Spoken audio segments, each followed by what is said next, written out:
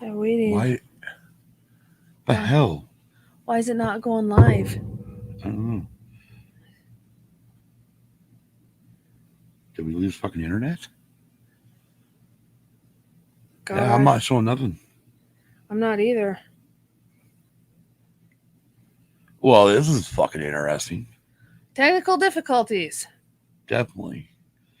Oh, the TV just went. Okay, well, that's good. But my thing isn't going. I don't. Well, retap it. Oh, the TV just Whoa. went. I still have fucking sound up. All right. Okay, so let me. Like, what are you doing? You don't know what you're doing. That's what I'm getting. What? You're offline. What the? Oh. Remember, there. Now I just got the notification on. I just got the YouTube notification. Good God. And I did too. What fucking nightmare? Yeah, right. Welcome to my nightmare. Love that song by Alice Cooper. Okay. Oh shit. What? Oh no. Nope. We need to chat up. Yeah, you need to chat up on your end. Yes, that way I can wave the wrench. Oh, you're gonna rave the winch? Oh hell yeah! I almost said winch. Hey, that's what they called the pirates. Yeah, you know, right? You can be a winch. That's what the winchy wrench. I am. If I have to, I will be a winch about it. All right. Well, you pull the mouse over here so I have access to it. All righty. Well, hell, you ready to do this? Yes, my battery's only at 68%, but that's fine. All right. Well, it'll work. All right. Let's go ahead and get on the other side of the show. Sounds good to me. I clicked the wrong damn button. We may Someone's not. in here. We may not. That's fine. I mean, you know, everybody's got life, man. You know, all right. This podcast is part of the Red 5 Network. For more Red 5 Network podcasts, visit red5network.com. Welcome to Use and Views. I'm Scott. And I'm Kim. And this is, I only have it up, this is episode 129. Yes. Right? Is it 129? Yes, 129. Yeah, 129. Harvick versus Elliot, round 2.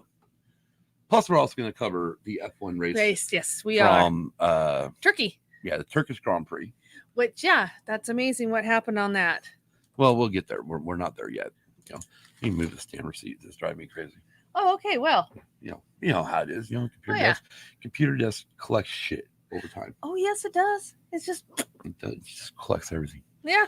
Well, anyways, but I guess before we get into the rest of it, we must take care of business. So let's go ahead and take care of business. Yep. And we'll start right at the top like we always do. Sounds good to me. Thank you to our Patreons, Luna Girl, Dragon Buddy, Don Della Snooch Solski, Brady Big Lovin', Hannah, Mikey, Brinley, and Case. And if you'd like to join our Patreon, go to patreon.com, search in the creative bar for Used and Abused Pod. Just so you know, our Patreon is only $5. So you can subscribe for a month for $5. We're supposed to be calling people. We haven't yet, but we will get that going soon. Yes, we will. Search for Used Abused Pod today on all your favorite podcast apps, including Apple, Google, Audible, Amazon Music, Spotify, iHeartRadio, and more.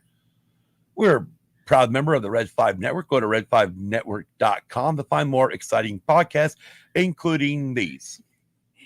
All right. A Star Wars Journey with Ashley and Brandy, another Star Wars podcast, ATSW The Escape Pod, Blue Milk Cafe, Chats with Chewy, Conversations, Cursant Radio Underground, Dork Wars, Force of Light Entertainment, From a Certain Point of View, Jedi Temple Archives Podcast, Mighty Marvel Geeks, Pizza and Parsecs, Pod Wars, Press Play Streaming Studios, Rogue One Radio, Salty Nerd, Sarlacc Digest, Scarif Scuttlebutt, Star Wars and Beyond, the Conversions, the Lore. Why do you have that trouble with that one? The Lore Be With You, the Science Fictionary, the Sidebar Cantina, the Snapcast, Used and Abused Pod, War of the Stars, We Be Geeks, WSTR Galactic Public Access, and Wookiee Radio. Those are all members of the Red 5 Network. They are. And you go, and also, I hit the wrong damn button. There we go. Check out our Sidebar Pod family. That includes also a couple we just read off, including us. Also includes the Sidebar Cantina. And that's Dave and Jason. They're on a hiatus for right now, but they will be coming back eventually. Yeah, a week from today. Is it a week from today? It's a week from today because the 15th is Friday. I thought they're coming back on the 18th. I thought they were gone for a month. I thought. Well, we'll just, when they come back go subscribe to them on YouTube. Watch them. They're on Monday nights. You subscribe, click the little bell, you'll be notified when they go live. And do the same thing for the Escape Pod, the Escape Pod, better known as ATSW The Escape Pod. But go click on them too and click subscribe and click that bell to be notified. And again, like I said, those are both on YouTube and also on your favorite podcast apps. Check out the Orange and Fett Show on the Anchor app, website, and Spotify. Right. You can go to anchor.fm. You can search in the creator bar, not only for Used and Abused Pod, but you can also go there and search out Orange and Fett Show, and you'll get our Boise contingent. Yes. Orange Jacket Guy and Bronco Fett.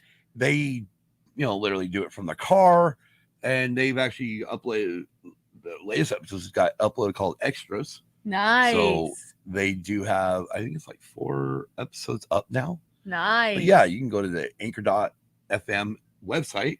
You can also download the Anchor app. Again, you can find both of us. I also know there's a few Red 5 Network family members that use Anchor. Yes. And then, of course, you can go find us all on Spotify. Yes. Which most people have Spotify, so it's probably the easiest one to use. Yeah. Also, check out Swede Studios, Big Swede's Excellent Adventure, and Tactical Swede only on YouTube. And don't forget to subscribe and click the bell on those. Right. And when you do, you'll be notified when Swede uploads a new video. Yes. And he goes live every once in a while, too. He does. And don't forget to smash that like button on this video.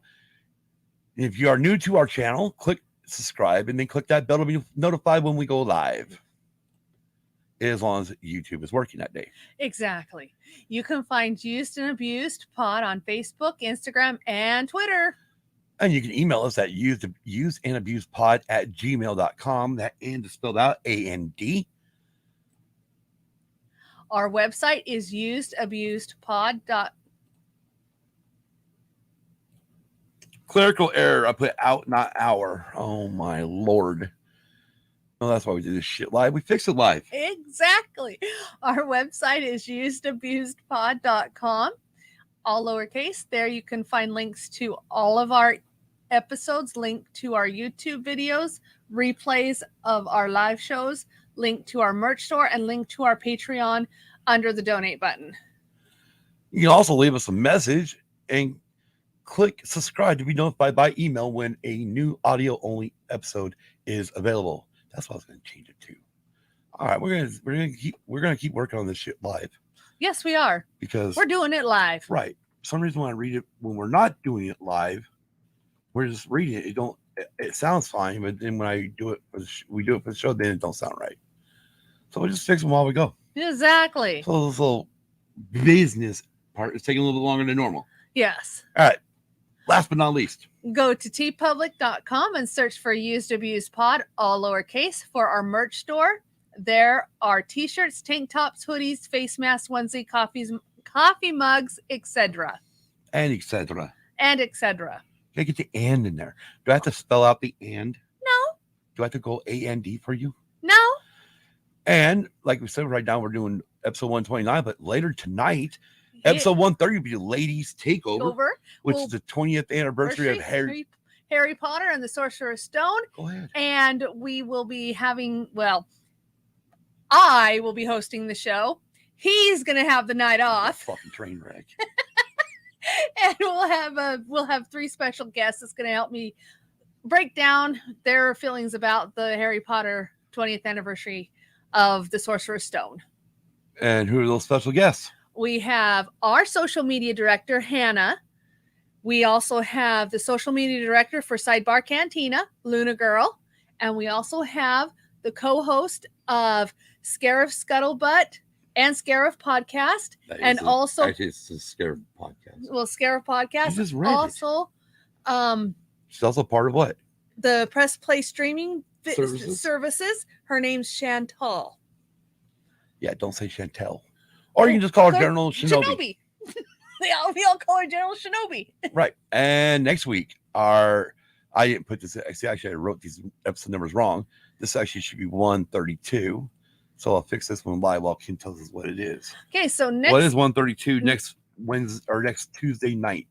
A week from this Tuesday night. A week from this Tuesday night, we're going to be doing the Rocky Horror Picture Show. Right. And who's that star? It stars Tim Curry. Yeah, I got Tim Curry, Susan Sarandon in it. Anyways, the reason why we're going to do that is because one, we've never seen it. No. And it's something what we both always wanted to see. Yes. And we're going to check it out. And then we're going to review it for the very first time on our show as newbies are watching it. Yes.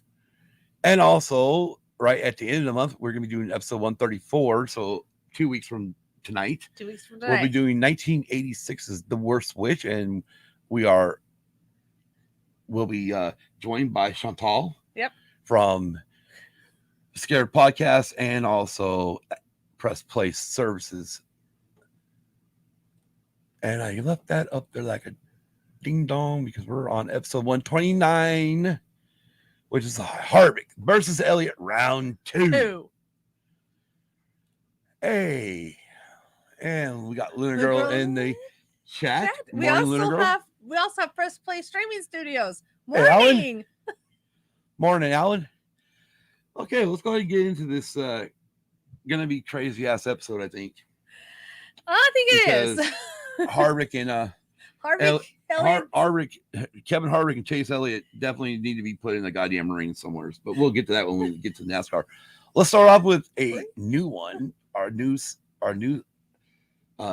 that we want to start on this time with this is kind of even though it's a racing podcast, we like to also talk about other sports. So we're gonna start off with sporting news. Go for it, Kim. October 11th, John Gruden resigned as Raiders head coach after racist, sexist, anti-gay emails. A statement from John Gruden reads, and I quote, "I have resigned as head coach of the Las Vegas Raiders. I love the Raiders and do not want to be a distraction. Thank you to all the players, coaches, and staff and fans of Raider Nation. I'm sorry, I never meant to hurt anyone," end quote. Okay. And then October 12th, sorry, I just knew it on you. The MLB Playoffs 2021 update. So the National League Division. Wow, you actually knew what NLDS stood for. Yeah, National League Division Series. The San Francisco. Damn, this is why I wish I had the damn thing put up and I could just hit the cheers. Oh wait, I don't have one of those yet on the soundboard. Nope. I gotta start bringing the fucking iPad out. Yes. I miss fucking with the soundboard. I know. The San Francisco Giants win Game 3 and lead the series 2-1 over the Los Angeles Dodgers. And someone's not happy about that, and I don't blame him. No, I'm not happy about that. I want the Giants to fucking win. I know. I want my Dodgers to move on. I know. Also in the second series of the NLDS, and that is the Atlanta Braves win Game 3, and they lead the series 2-1 over the Milwaukee Brewers. Yes. And then the American League Division Series Championship. ALDS. Championship. Boston Red Sox World Series aspirations now in view after shocking upset over Tampa Bay Rays, winning Game 4 6-5, and also winning the series. I knew the Red Sox would do it. The Red Sox now wait for the winner of Game 4 between Houston Astros and Chicago White Sox, which was postponed due to rain. Game 4 will take place today at 2:07 p.m. Eastern Time on FS1 or Fox Sports 1. All right, now I got to pull my phone up because this next little part we're going to do because I know we have a few people who do a little bit of fantasy. So we got an NFL injury update after Week 5. This is provided by Sports Illustrated. Week 5 was semi-busy on the injury front. So here we go. Joe Burrow, quarterback of the Bengals. All of a sudden, New England Patriots. No, he's the Bengals. Cincinnati Bengals. Burrow was taken to a local hospital to be evaluated for a throat contusion following Cincinnati's overtime loss to the Packers. Just a quick update on that. He was released from the hospital last night, so he should be fine, according to the report from NFL Network's Ian Rappaport. Daniel Jones, quarterback for the New York Giants. He was carted off the field in a loss to the Cowboys after sustaining a helmet-to-helmet hit on a goal line run. And there's no update on that. Also, Saquon Barkley, running back for the Giants, was injured his ankle on a freak play after a play was blown dead against the Cowboys. And of course, the Cowboys do something cheap. I just said it out loud. My bad. Clyde Edwards-Helaire, running back for the Chiefs, injured his left knee in Sunday night's loss to the Bills. He let the game in, was ruled out soon after. Update on him is he has an MCL sprain and will miss a few weeks. So if you have him on your team, you might want to place him on the IR and go. Hopefully you can pick up another player or just let him go. Yes, Luna Girl. That was a bad game. Also, Damian Harris, running back for the, I didn't even know the New England Patriots had running backs. What? Because they don't do their job doesn't mean they're not there. Well, I didn't even know they had a running back. Matter of fact, do they even have a team? Yes, but they're not doing their job. Harris left Sunday's win over the Texans twice with rib and chest injuries. No update on him. Tyreek Hill, receiver of the Chiefs, Kansas City coach Andy Reid said that Hill hurt his knee a little bit following the team's loss to the Bills. The severity of the injury is currently unknown. Hill appeared to have finished the game, which is a good sign. Juju Smith-Schuster, receiver for the Pittsburgh Steelers. According to a report from Gary Dulac of the Pittsburgh Post-Gazette, the Steelers wide receiver is expected to be placed on season-ending injury reserve. And the update is, yes, we'll miss the remainder of the season. Ouch. So if you got Juju, you might as well just let him go. Ouch. And pick somebody up on the waiver wire. This is why I'm happy I'm not playing fantasy football anymore. I know, because I don't have to. Yeah. I don't have to go. Ah! Yeah. Ouch. That's going to kill the receiver or the Steelers. Travis Kelce tied in for the Chiefs, Kansas City Chiefs. Andy Reid also said that Kelce had a little bit of a stinger after Sunday night's game. Some of this little bit shit. I don't know. A stinger is an injury to the nerve in the neck or shoulder, which usually occurs after a tackle. Kelce took a huge hit to the upper body on an incomplete pass in the fourth quarter. His week 6 status is to be determined. Other injuries are Lions receiver Quintez Cephas injured his shoulder in the first half against the Vikings. Saints quarterback Taysom Hill was carted off the field in a win over Washington after taking a helmet-to-helmet hit. Jesus Christ. And the last one they report on is Giants wideout Kenny Galladay hyperextended his knee. Considering his string of injuries and Cardinals Tooney's monster performance in week 5, Galladay's fantasy status continues to be in a free fall. And that's all the ones they talked about. I do know that the 49ers, I know Garoppolo's out. Yeah. And it's not guaranteed he's going to be back this coming week. Yeah, and is it? And then our backup quarterback, shit. I just freaking forgot his damn name. Fuck. Anyways, don't matter. I know who you're talking about, and I can't He's a fucking rookie anyways. Yeah. So, but he got injured this weekend. This last week 5 has been injury prone. I mean, it's almost like they might as well just start fucking stacking about 50 fucking 50 fucking carts in this football stadiums.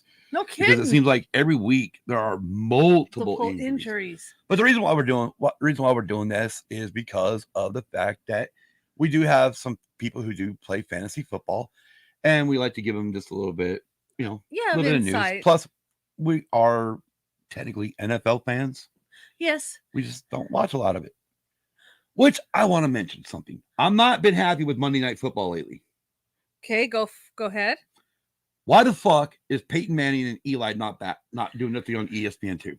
I wonder, because they make the game more interesting. I hate the fucking announcers. I do too. At least with Peyton and Eli, at least they make a joke of it. And then the other thing, right? The other thing is what is it with this week and the ticky-tacky Calls? tight officiating? Yeah. It's like this is the tightest the officiating's ever been in all the years that I've ever watched football. We watched the Sunday night game after we got home. Yeah. We went out for a little meal. Yeah. And we got home, and to say I actually agree with Chris Collinsworth is crazy. I hate that guy. I know. But between Sunday night game and last night's Monday night football game, there were a lot of, as I call it, ticky-tack calls. Yes. Have a good day at work, Alan. Have a good one, Alan. And Luna Girl says they will be back on ESPN too. God, please. I hope so. I hate to say it, but I actually enjoy the game. I actually enjoy Monday night football games when they're on there. Yeah. I mean, I do like it when, I hate to say this, I like it when older brother Peyton gives younger brother gives shit to fucking Eli. Yeah, I mean, I'll admit it. I think it's funny. But that's just a brother rivalry. Exactly. Anyways, so that is your little bit of your fantasy updates for you fantasy players out there, and a little NFL update for people. And we're not going to go over all the games. I'm not even going to talk about the games. No. We could be here forever. Yes, we can. And I'm not going to do another damn a third episode on a Tuesday just to talk about football. No. Once racing's over, maybe we'll talk a little more football. I don't know about it. Anyways, let's get to the racing news. Okay. Because this is long. I'll say this. October 6th. Jimmy Johnson getting NASCAR offers, but still weighing Indy 500. Adam Stern of Sports Business Journal reported last week that Jimmy Johnson continues to get offers for NASCAR teams. I need to move this over so I can see it. But the 7-time Cup Series champions focus is weighing the Indianapolis 500 next season. On Wednesday, Johnson completed an IndyCar rookie orientation program test at Indianapolis Motor Speedway, making him eligible to attempt to qualify for the big race next May. 7-time NASCAR champion. So wait, what the hell? And 7-car. Okay. I just grabbed too much shit there. All right. Michael Annett retiring from full-time competition following the 2021 season. Yeah. With a racing career spanning 16 years and over 90,000 laps turned, Michael Annett announced today his retirement from full-time driving duties at the conclusion of the 2021 NASCAR Xfinity Series season. I'm just so grateful for the opportunity I've had. The 35-year-old Annett said, being able to drive race cars for a living is honestly a dream come true for me. It's been a privilege to work with some great teams and alongside some of the most talented folks in the garage. None of this would have been possible without the support of my partners, and I am happy to call them lifelong friends. It's these relationships and friendships that are the most rewarding. Annett, a native of Des Moines, Iowa, has been a staple. Did you actually try to call it Des Moines? I couldn't come out. You beat your fucking tire or something. Yeah, exactly. Has been a staple in NASCAR with the familiar colors of Pilot, Flying J, TMC, Transportation, Allstate, Peterbilt Group, WEXEFS, and others sponsoring his entries over the years. He competed in his first full-time season in 2009 and has made more than 430 starts across NASCAR's top 3 series. Wow. October 7th, NBC will start airing 3 Cup races on NBC and Peacock. According to Dustin Long from NBC Sports, in addition to running on NBC, Peacock will stream Cup Series playoff races at Texas, Martinsville, and Phoenix.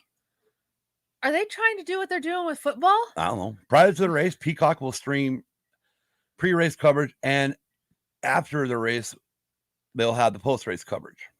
Because I know they wanted to stream football on Peacock too. Well, they do. They stream Sunday Night Football on there. Yeah, so now they're wanting to stream NASCAR on Yeah, but they're only doing 3 races: Texas, Martinsville, and Phoenix. But Phoenix is your big one. Right, that's the championship race. But the thing is if it goes over really big, who's not to say they're going to stream more? Well, here's the thing is, though, but how the problem is with NASCAR, you still got to look at it as, how many people that are old school NASCAR fans that have streaming services. Yeah.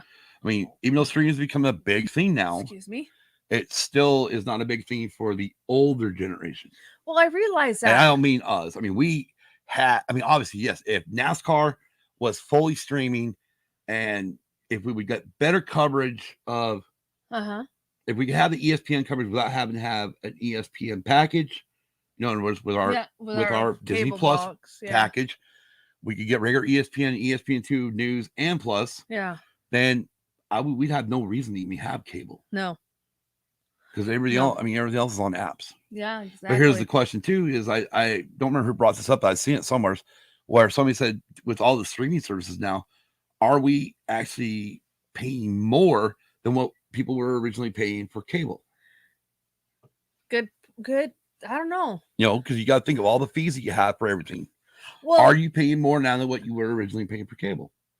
That's true, but you also, when you do stream, you also got to see, okay, which ones do you really want? That true. If there's no contracts, you can get rid of them at the end of that certain. We're in this technical racing episode, but pump the brakes here for just a minute, because if you take like Discovery Plus, yeah, I mean, inside Discovery Plus, you got almost 20 channels.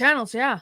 From Food Network, Cooking Channel, Discovery, Animal Planet, Science. Yeah, you got all their fucking channels that they own. Yeah, all within that TLC. Yeah, all of them. Right, TLC's in. Yeah, I mean, they're all inside that Discovery Plus package. Yeah, and I think it's only $10 a month. I remember right. It is. Plus, they added a new one called the Magnolia Network, which they stream a lot of different shows on the Magnolia Network. Okay, they do. Magnolia Network. Yeah, Magnolia Network. Was that some chicks? Friggin'? What is that? Friggin' damn Hallmark movies. No, it's not Hallmark movies. It's I meant, is it along that line of? Yeah, it's along that line, but it started out as one of the stars of HGTV from I'm sorry. Ad free 1 month for Discovery Plus is $6.99. Yeah. Anyway, it started out as one of the co-hosts of a Fixer Upper from the home okay, anyways. Yeah, it started out with her cooking show, and then just lately they hosted another show on there. Well, let's go ahead and get back to the news. Trackhouse expects to hire many Ganassi employees. NASCAR's Trackhouse racing team expects a majority of its operations next season to be made up of former Chip Ganassi racing employees. Team owner Justin Marks told the Observer on Thursday that Trackhouse will employ more than 100 people as it expands from fielding 1 to 2 Cup Series cars in 2022.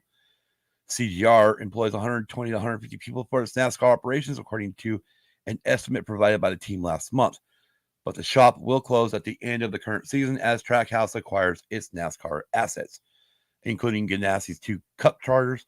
Trackhouse did not provide an exact figure for the number of CGR employees it will absorb, but indicated that its future makeup would consist of both current Trackhouse and CGR employees. Currently, there are only a handful of individuals working for Trackhouse, since most of the staff is contracted through the Richard Childress Racing. Yeah. October 8th, Lewis Hamilton will take a 10-place grid penalty at the Turkish Grand Prix after Mercedes elected to fit a fresh Formula One engine. All right, well, pretty much, so they're going to take a new ice.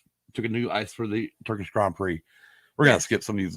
At first, you put them in there because we don't usually have a lot of stories, but then all of a sudden the stories kind of blew up in our face this week. Yeah. F1 drivers trial prototype gloves after Grosjean crash. Now, are they going to be a little more fire resistant? Okay, how about I read this? I'll read this one because this one's more important. And then I thought Lewis taking the fucking 10 grid penalty. Hey, go for it.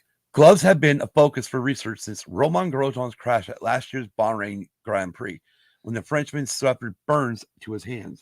Yes.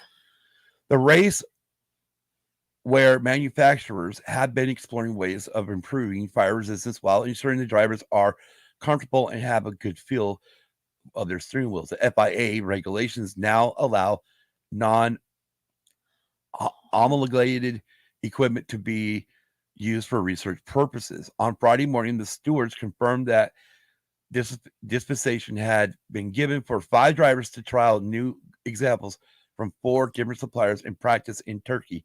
The drivers and suppliers concerned are Lewis Hamilton with Puma, Carlos Sainz, also with Puma. Daniel Ricciardo with Sparco. Sebastian Vettel with Alpine Stars. And George Russell with OMP. The stewards noted, and I quote, since the beginning of 2021, the FIA Safety Department has been conducting a research project with the target of improving the heat transmission protection of the driver's gloves. The specific changes in glove specification required to achieve this increased protection must be balanced with the levels of comfort and dexterity required to operate the car safely and for extended periods. It is considered that any effects of the specification changes on the comfort or dexterity can only be evaluated effectively during track testing, end quote. The stewards confirmed that drivers should normally wear gloves that fulfill FIA standard 8856-2018, but the rules allow for prototypes to be tried. And I quote again, in March of 2017, the WMCSC approved a proposal which defines the process of which authorization may be given by the FIA for the use of prototype safety equipment during official testing sessions. These products are by definition innovative, and so cannot yet be promulgated until the regulation is approved by WMCS. I'm sure I'm fucking saying that word wrong. I was going to say obligated. You gotta remember this again. This shit from fucking back from overseas too, from European. So some of their fucking words is like. How do you spell it? HOMOLO gated. Homologated. I don't fucking omologated. I think the H is silent. Homologade. Homologate. Mm-hmm. Fuck, just turn the sound on. Homologate. See? Homologate. I knew that fucking H was silent. Homologate. Fucking shit. You better turn your sound back down before you go back to YouTube. Anyways, the Safety Commission members, having recently approved by a majority vote a waiver for the prototype gloves described above to be used during official and private test sessions of Formula One, Formula E, World Rally Championships, and World Endurance Championships events for the specific purpose of research, end quote. The use of the gloves this weekend has to be overseen by the FIA Safety Department via Safety Delegate Michael Massey. So what do you think? Well, at least they're taking at least they're trying to make it to where the driver's hands are safe, or right. a lot more safe. After that crash last year, the next weekend we saw Roman had. He's still got the red scars. Oh yeah, he from third-degree burns. Yeah, and if they can do anything to prevent that from happening to a driver again, I'm all for it. Oh, I am too. Come on. It's like you don't want to kill these drivers. You just want to make them safe, but yet make their gloves malleable enough to where they can grip the steering wheel and go like that. Right. So go ahead, move on. The Japanese Honda rules out 2026 Formula One engine project. Now go. Oh, that's 2026. That's what I said, 2026. Oh, I thought you said 2021. Sorry. I should have had that other cup of coffee to wake up the first cup of coffee. Hey, guess what? Can I tell you something? What? Have fun. Do the rest of the show by yourself.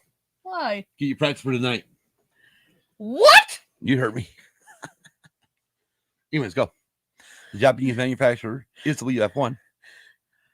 The Japanese manufacturer is to leave F1 at the end of this year, but has just announced a detailed new tie-up with its current engine partner, with Red Bull taking on the IP of the current Honda power unit.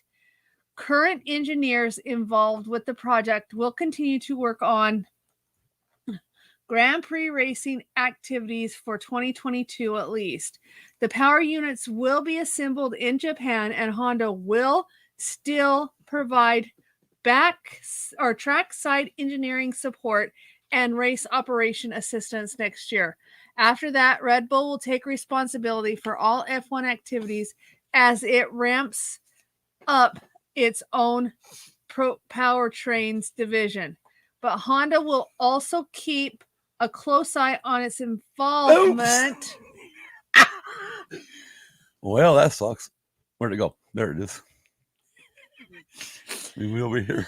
I wanted to type something in the chat, and all of a sudden, oops. Yeah, don't do that. That's another thing. You gotta move shit around if you do that. Involvement with motorsport through a long partnership with Red Bull that hilarious. will include development programs and other racing activities. That deal allied to the fact that Honda has kept up to date the ongoing discussion regarding F1's future 2026 engine plans has fueled speculation that the Japanese manufacturer could be tempted to make a comeback in the near future. F1 is making a big push with sustainable fuels, something that is of growing interest to car manufacturers around the world. What, you're going to make an electric F1 car? Sure. I mean, come on. Am I? Where you at? Sorry, no. Where do I need to move this yet? No. But despite suggestions that Honda's exit from F1 may not be absolute, it has made it clear that there is no intention and that there have been no discussions at a senior level about it having any involvement in the next generation power units. Speaking at a media event in Tokyo, I'm having too much fun.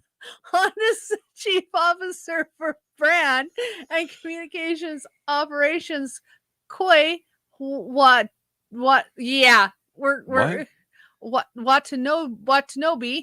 dismissed the idea. Watanabe. I don't know. Dismissed the idea of Honda pushing on with future F1 developments either by itself or with ongoing tie-up with Red Bull. There is end quote. No, I quote. There is no particular possibility of cooperation for the next generation power units. All of our engineers who will be involved in launching of Red Bull powertrains, it's just a bridge in 2022 and support for it so that they can start their PU department smoothly. I can't do it, work on 2026 project, even if requested. I have no intention of doing it now, and I have had no request, end quote, he said. F1's current engine manufacturers are continuing talks about the new 2026 engine rules, with it hoped that a deal to ditch the MGUH will be enough to attempt either Porsche or Audi into the sport. October 9th, NASCAR removing extra rumble strips at Charlotte?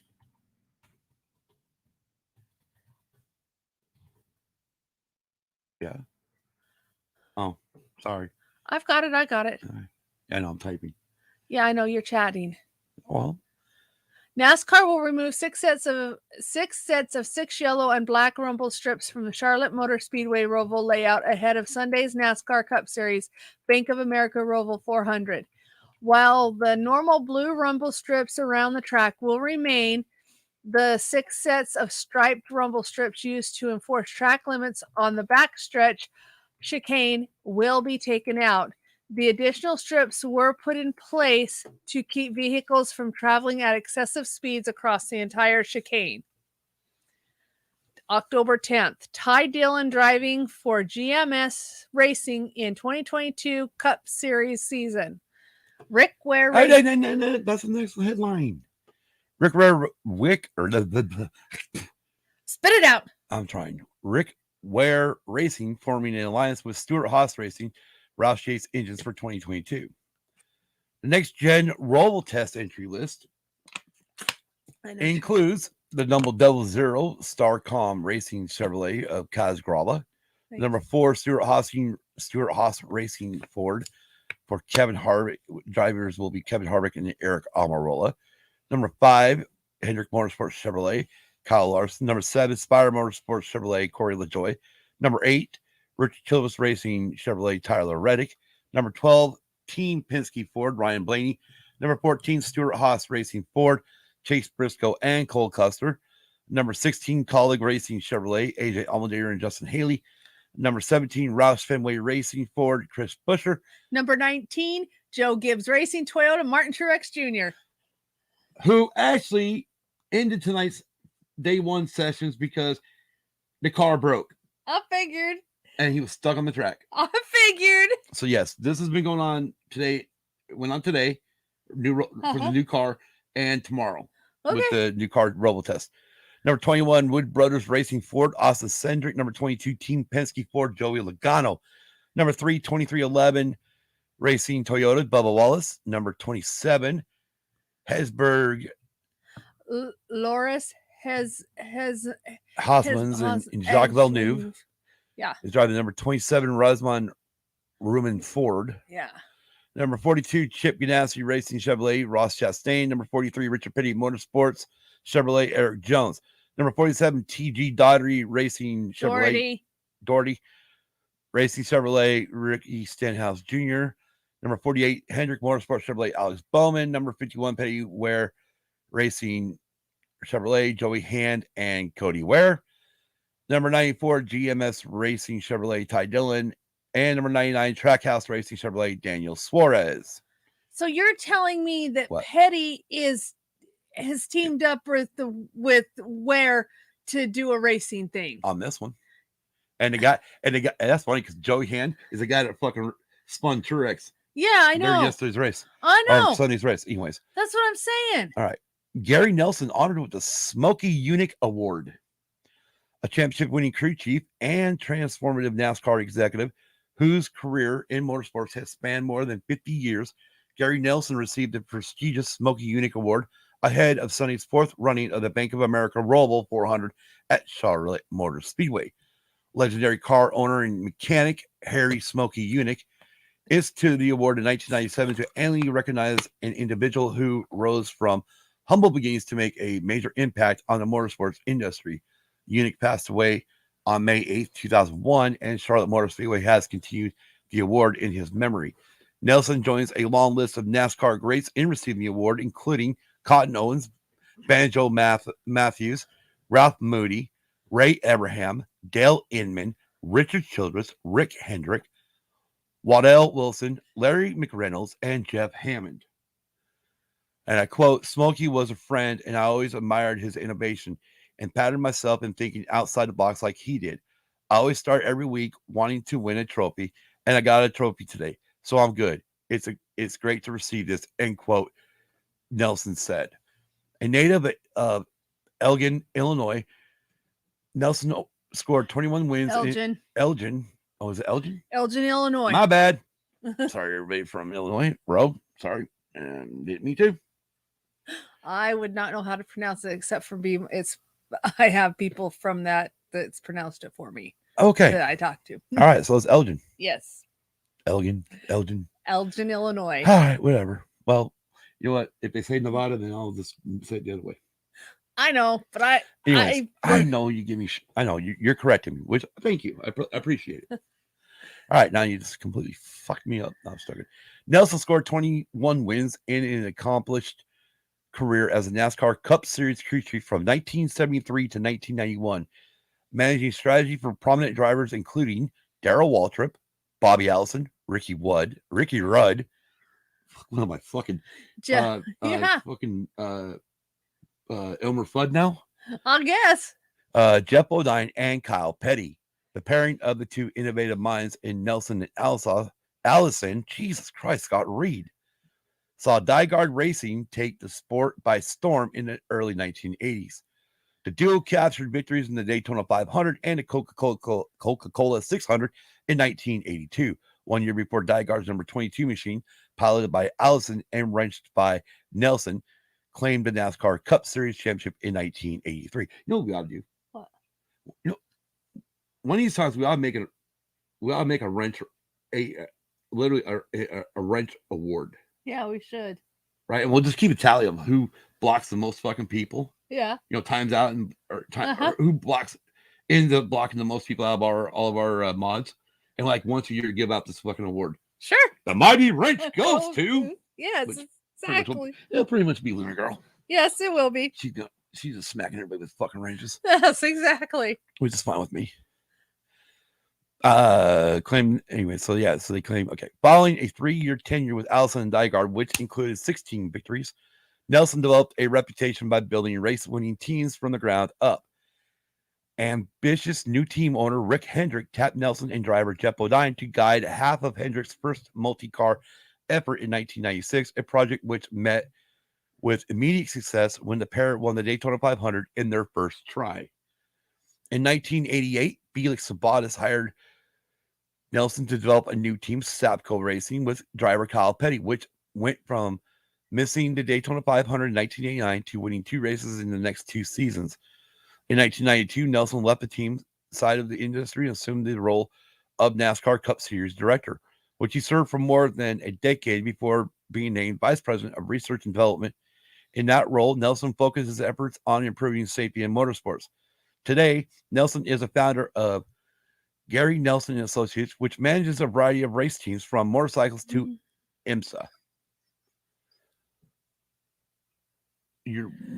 What did I miss? I'm drinking my coffee. You haven't had to smack anyone yet. October 11th. NASCAR releases upcoming next-gen testing schedule, announces horsepower package for 2022. Oh, this will be fucking great. NASCAR plans additional testing for the next-gen car next season.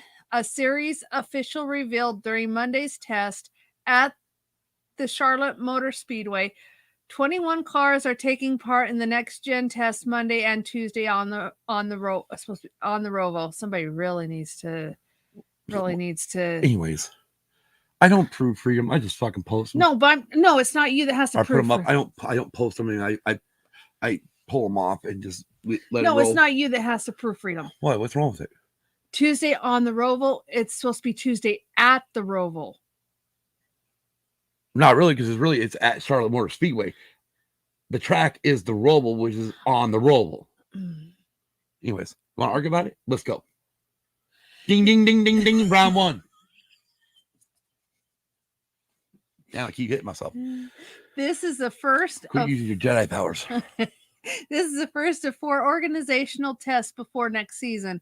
The other organizational tests will be November 17th and 18th at the Charlotte Motor Speedway Oval. Not Roval. The Oval. Yeah, the regular Oval team. December 14th through December 14th and 15th. Oh, wow. 14th and 15th at Phoenix Raceway. Hey, I want to let people in for free on that. I was just thinking the same thing. All right, great minds think alike. Yes. January 11th and 12th at Daytona International Speedway. John Probst. You know, like Jeff Probst? Okay. You know, Survivor dude? Got it. John Probst, NASCAR Senior Vice President of Racing Innovation, said Monday that NASCAR also plans 3 other organizational tests next year. Probst also detailed the packages to be used next season in Cup, 4 road courses and short tracks. It will be the 670 horsepower and a 4-inch spoiler. For intermediate tracks, the plan is a 550 horsepower package with an 8-inch spoiler. Boring. The package for Daytona and Talladega has not been determined. It will be finalized at the January test.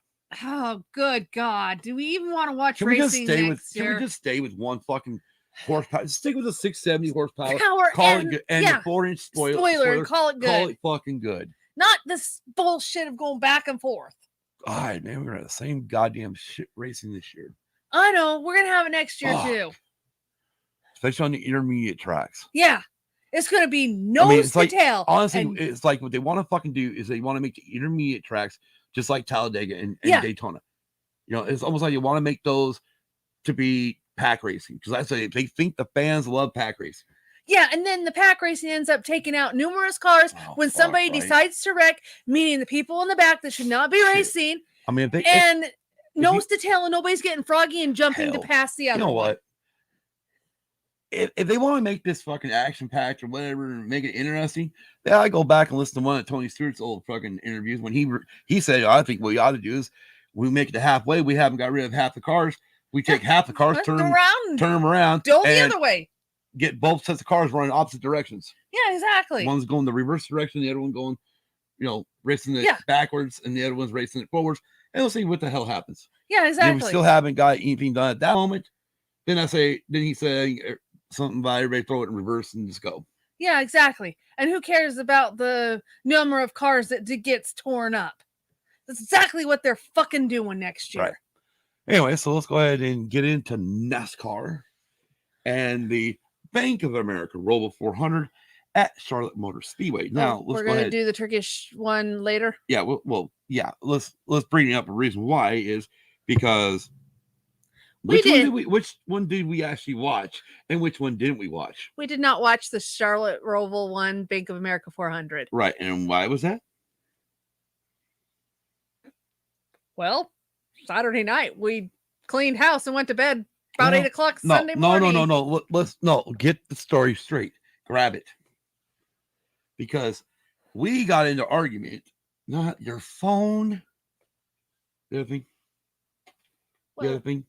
On top of your thing. On top of your jacket. No. Right? We got an argument Saturday evening after you were preparing for tonight's episode, right? We weren't in an argument. We were in a discussion.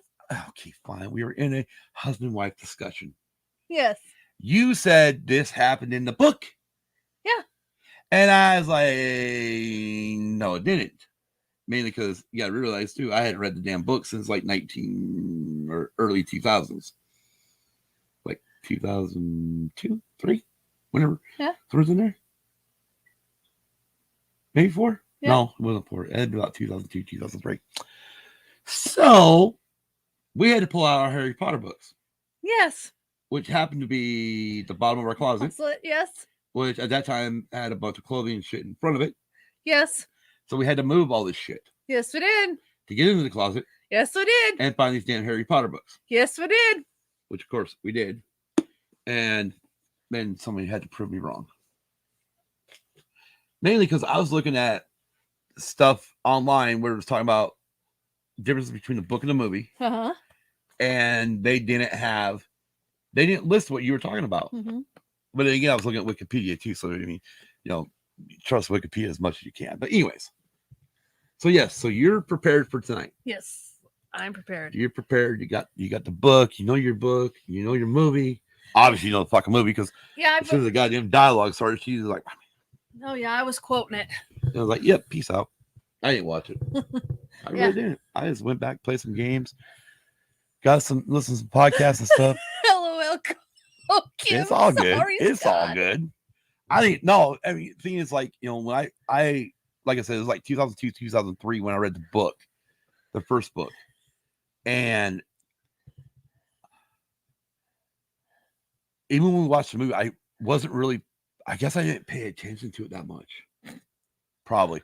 I think I started paying attention in the next ones, but yeah, I was like, I really didn't pay attention to that one too much. There you go. See, look, you're not the only one, Kim. I quote the entire movie too. Yes. Okay, so we're gonna keep on this pump break for a minute, then we'll get into the Roval. So, funny story, right? I don't remember fucking what age, but me and my uncle, we went to Circle K in Payette, Idaho. This is back in the day when you went actually into a Circle K, you could actually rent videos. Oh yeah. VCR videos. Yeah. And he rented the whole fucking entire Star Wars saga. Okay. Okay. We went back to my grandparents' house, stuck in episode 4. Mm-hmm. Yeah. Right from go, we did every fucking line in that movie. Then we did every line in Empire, and then we did every line in Return. That's probably why I don't watch the movies anymore, because not to dwell on the dead or make them, or make anybody want to haunt us. But your sister used to get pissed at me for doing that. Oh, okay. Well, can't you just watch a damn movie without saying anything? Do you have to quote the whole fucking thing? Yeah. Sorry, not sorry. Yeah. Sorry. Not sorry. Just like not Reese's. Really. I really don't fucking care. Just like Reese's. Sorry. I'm sure goddamn well. If I would have watched the Potter, the first one with you, and the only reason why I didn't watch it wasn't because I didn't want to watch it. It was like, you know what? I want you to watch it because knowing me, I like, especially on movies we've watched before. I like to hit pause a lot. Yeah. And discuss shit. So we could take a 2 hour and a half to 2 hour movie and make it a 6 hour night. Yeah, we could. So, and I think that's because of the podcast. I think the podcast has now really changed on how we watch movies, stuff or watch anything, right? Yeah. But anyways, let's get back into the race. Anyways, but no, it's gonna be a great night tonight. You're gonna do fine. You're gonna rock this boat. Yeah. Oh wow, you didn't do it. You didn't do a little commercial. Rock. I don't remember how it goes now. Don't rock the boat, baby. Rock the boat. Don't rock the boat, baby. Rock the boat. That fucking fish thing. Don't rock the boat. Don't rock the boat, baby. Rock the boat. You tip the boat over. Something like that. Okay. Anyways, Bank of America 400 at the Charlotte Motor Speedway in Charlotte, North Carolina. Or actually, I'm sorry. We rephrase that. In Concord, North Carolina. Yes, we are going to have a great time. What we need to do. This is what we need to do, right? I don't know where the hell but we need to literally do a night. Or I think it's Apple now. Apple. Anyway, somebody's come up with this thing where you can actually. Yeah, it's Apple. Apple TV is done where now you can actually send, invite people to join you, in a watch along. Oh, and then you're all part of on the phone. Oh, okay. I would love to fucking sit down or do that with with Lunar Girl and Dragon Buddy with Star Wars. Oh yeah. All four of us will be saying the fucking lines. Oh yeah. I can hear it already. Oh yeah. And then of course it'll be Scott pause. Really at this part here, I'm really bad, especially. I'm almost like Don sometimes. Solsky, because he does the same thing where he's like, but no,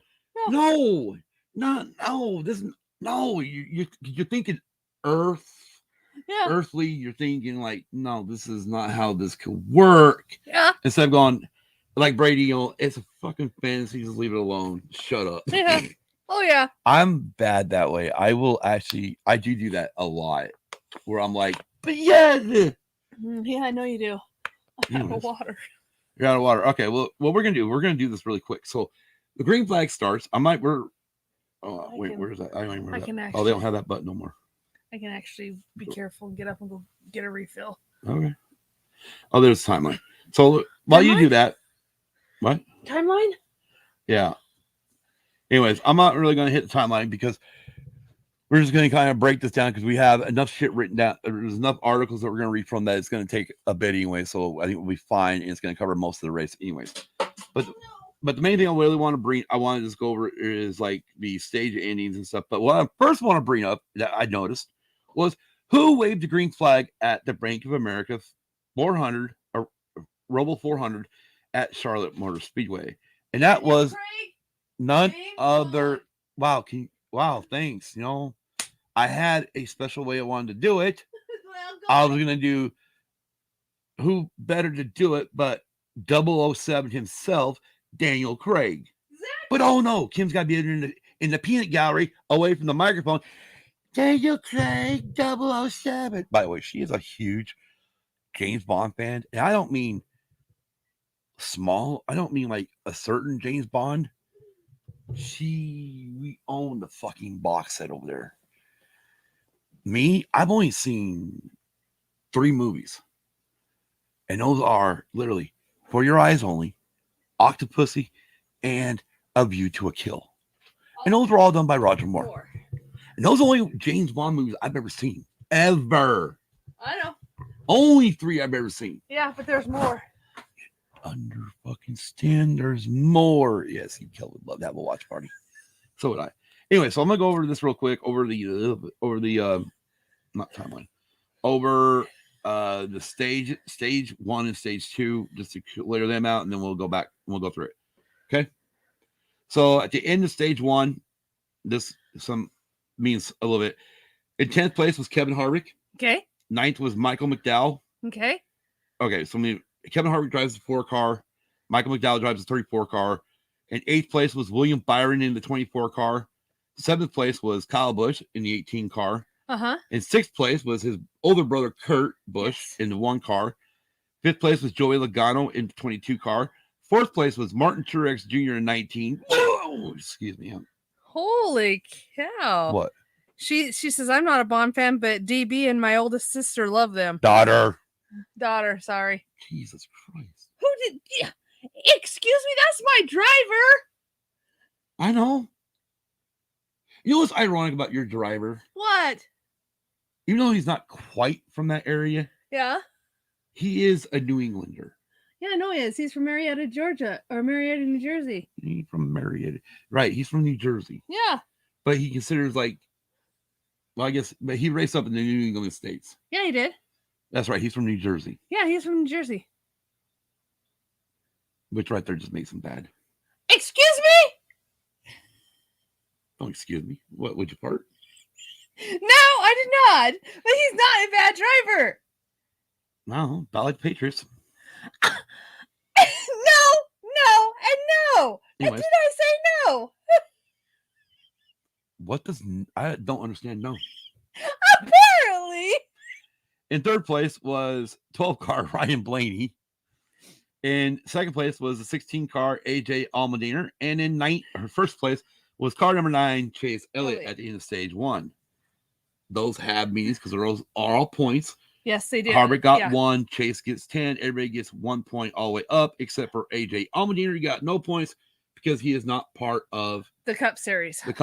Nope, he's Xfinity. The 9 points that we went to the 2nd place goes to nobody. Yeah, exactly. And which is kind of interesting how NASCAR does that. Yeah. Stage 2 in 10th place. And by the way, everybody here got points. In 10th place, we have the 24 car William Byron. In 9th place, we have the 48 car Alex Bowman. In 8th place, we have 19 car Martin Truex Jr. In 7th, we have the 2 car Brad Keselowski. In 6th place, we have Kyle Larson, the 5 car. In 5th place, we have the 22 car driver Joey Logano. In 4th place, the 12 car Ryan Blaney. In 3rd place, the 4 car Kevin Harvick. In 2nd place, the 9 car Chase Elliott. And in first inning of that, of stage 2, was in 1st place, number 18 car Kyle Busch. Interesting. What's interesting that Harvick and Chase were near each other. Well, yeah, because they need to be put in a ring somewhere with boxing gloves put on them. Okay, let's go ahead. We're going to start reading these articles here. That's why I'm not going to go over the rest of the list because we're going to pretty much go over a lot of this with stuff because this is pretty much where everything all breaks down, goes to hell. And we didn't go, like I said, we didn't go over all the cautions. I know they had one comp caution and whatnot, but whatever. Yeah. Oh, speaking of which, remind me at the end what I heard about Texas this coming weekend with your favorite stuff. They're not going to. Remind me at the end when we're done with NASCAR, when we're done with the Charlotte race, and we're done with all this stuff after Charlotte, we'll talk about Texas for just a brief minute before we go to F1. Would you stop? Stop. We need to talk about this first. The Bank of America Roval 400 at Charlotte Motor Speedway. Chase Elliott, Kevin Harvick tangle at the Charlotte Roval. Harvick misses cut line. 3 weeks ago at Bristol Motor Speedway, Chase Elliott and Kevin Harvick had heated discussion after the 500 lap race, which saw the 9 car block the number 4 Ford from winning. That came following a cut tire from Elliott after contact from Harvick. You didn't think that was over, did you? Entering Sunday's Cup race, round of 12 cutoff race at the Charlotte Motor Speedway Roval, Elliott entered as the race favorite, winning the last 2 years, and to no surprise, the number 9 Chevrolet was quick, winning the opening stage. But having to pit at the end of the stage, Elliott was mired back in traffic Still, he drove through the field to finish runner-up in the second stage, only behind Kyle Busch. In that 25-lap stage, Elliott passed Harvick cleanly, but towards the beginning of the final stage on lap 57, Harvick throttled up in turn 8, putting Elliott into the wall.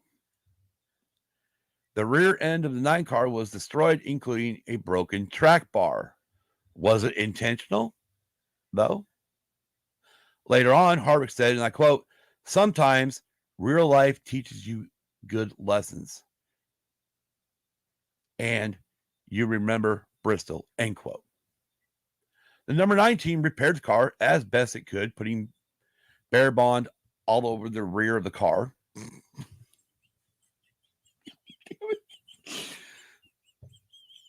I don't know if I can keep a straight face fucking reading this. Kim? Don't start fucking. You do it, I'm going to bust up laughing.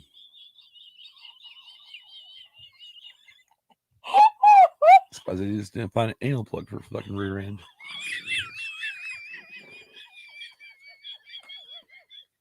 I had to.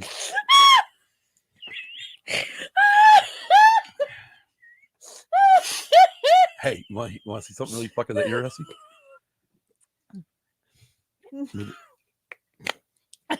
Having a problem swallowing?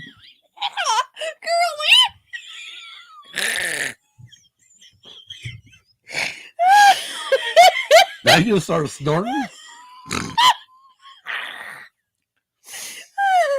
The show just went off the fucking rails. Yes, That's okay. I know how to get it back. Traction compound. See? There we go. I'm being back to laughing. That's not how it's supposed to work. Easy, girl. Hey, no dying on the show. You got a host tonight. No. Yes? No. I know. No dying on the show. I do have to host tonight. All right. Now I got to figure out what the hell I'm at. Oh, I know. I was talking about Bear rear. Bond on the rear of the car. While Elliott, ended up going down a lap during a pit cycle, only to get it back his first lap on fresh tires. The number 9 car's bumper cover fell off with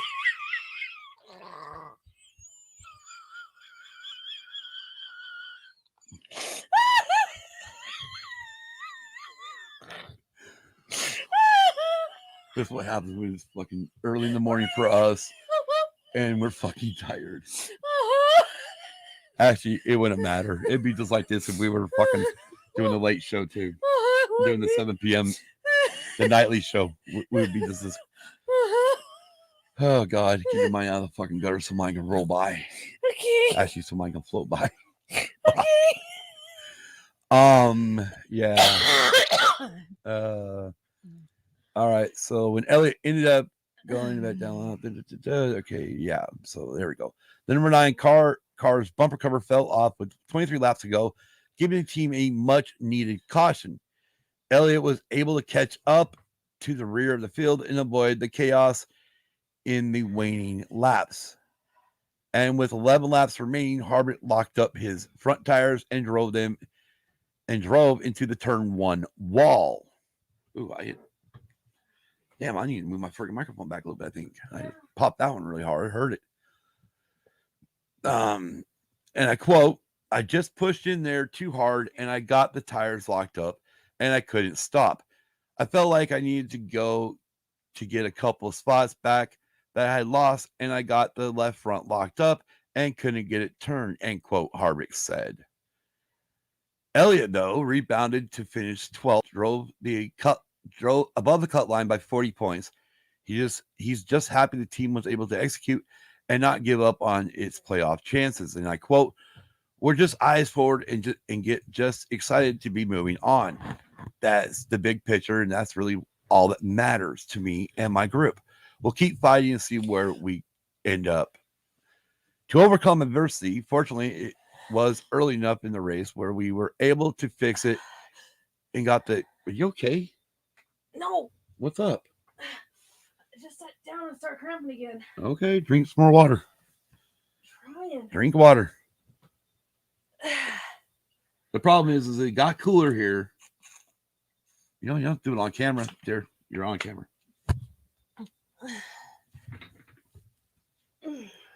Anyways, it got cooler here, so the AC don't kick on very often anymore. And she's doubled over in cramps, which, hope everything's okay. You okay, Kim? Yeah. All right, I'll continue on. All right. Yes. Yes. You sure? Yes. Okay. You let me know if you're okay. You're so often, okay? Yeah. Okay. Yeah. So you couldn't turn it. Elliot, though. Okay, we were talking about Elliot. I just got to see. Overcome adversity. Fortunately, it was early enough in the race. We were able to fix it and got the caution. And we were able to keep fighting. Everybody did a really good job today, and I'm super proud of that. End quote. Elliot said. But on the incident with Harvick, Elliot isn't too concerned. And I quote again, as far as Kevin goes, just want to wish them a merry off season and a happy Christmas, end quote, Elliot said. Live on camera.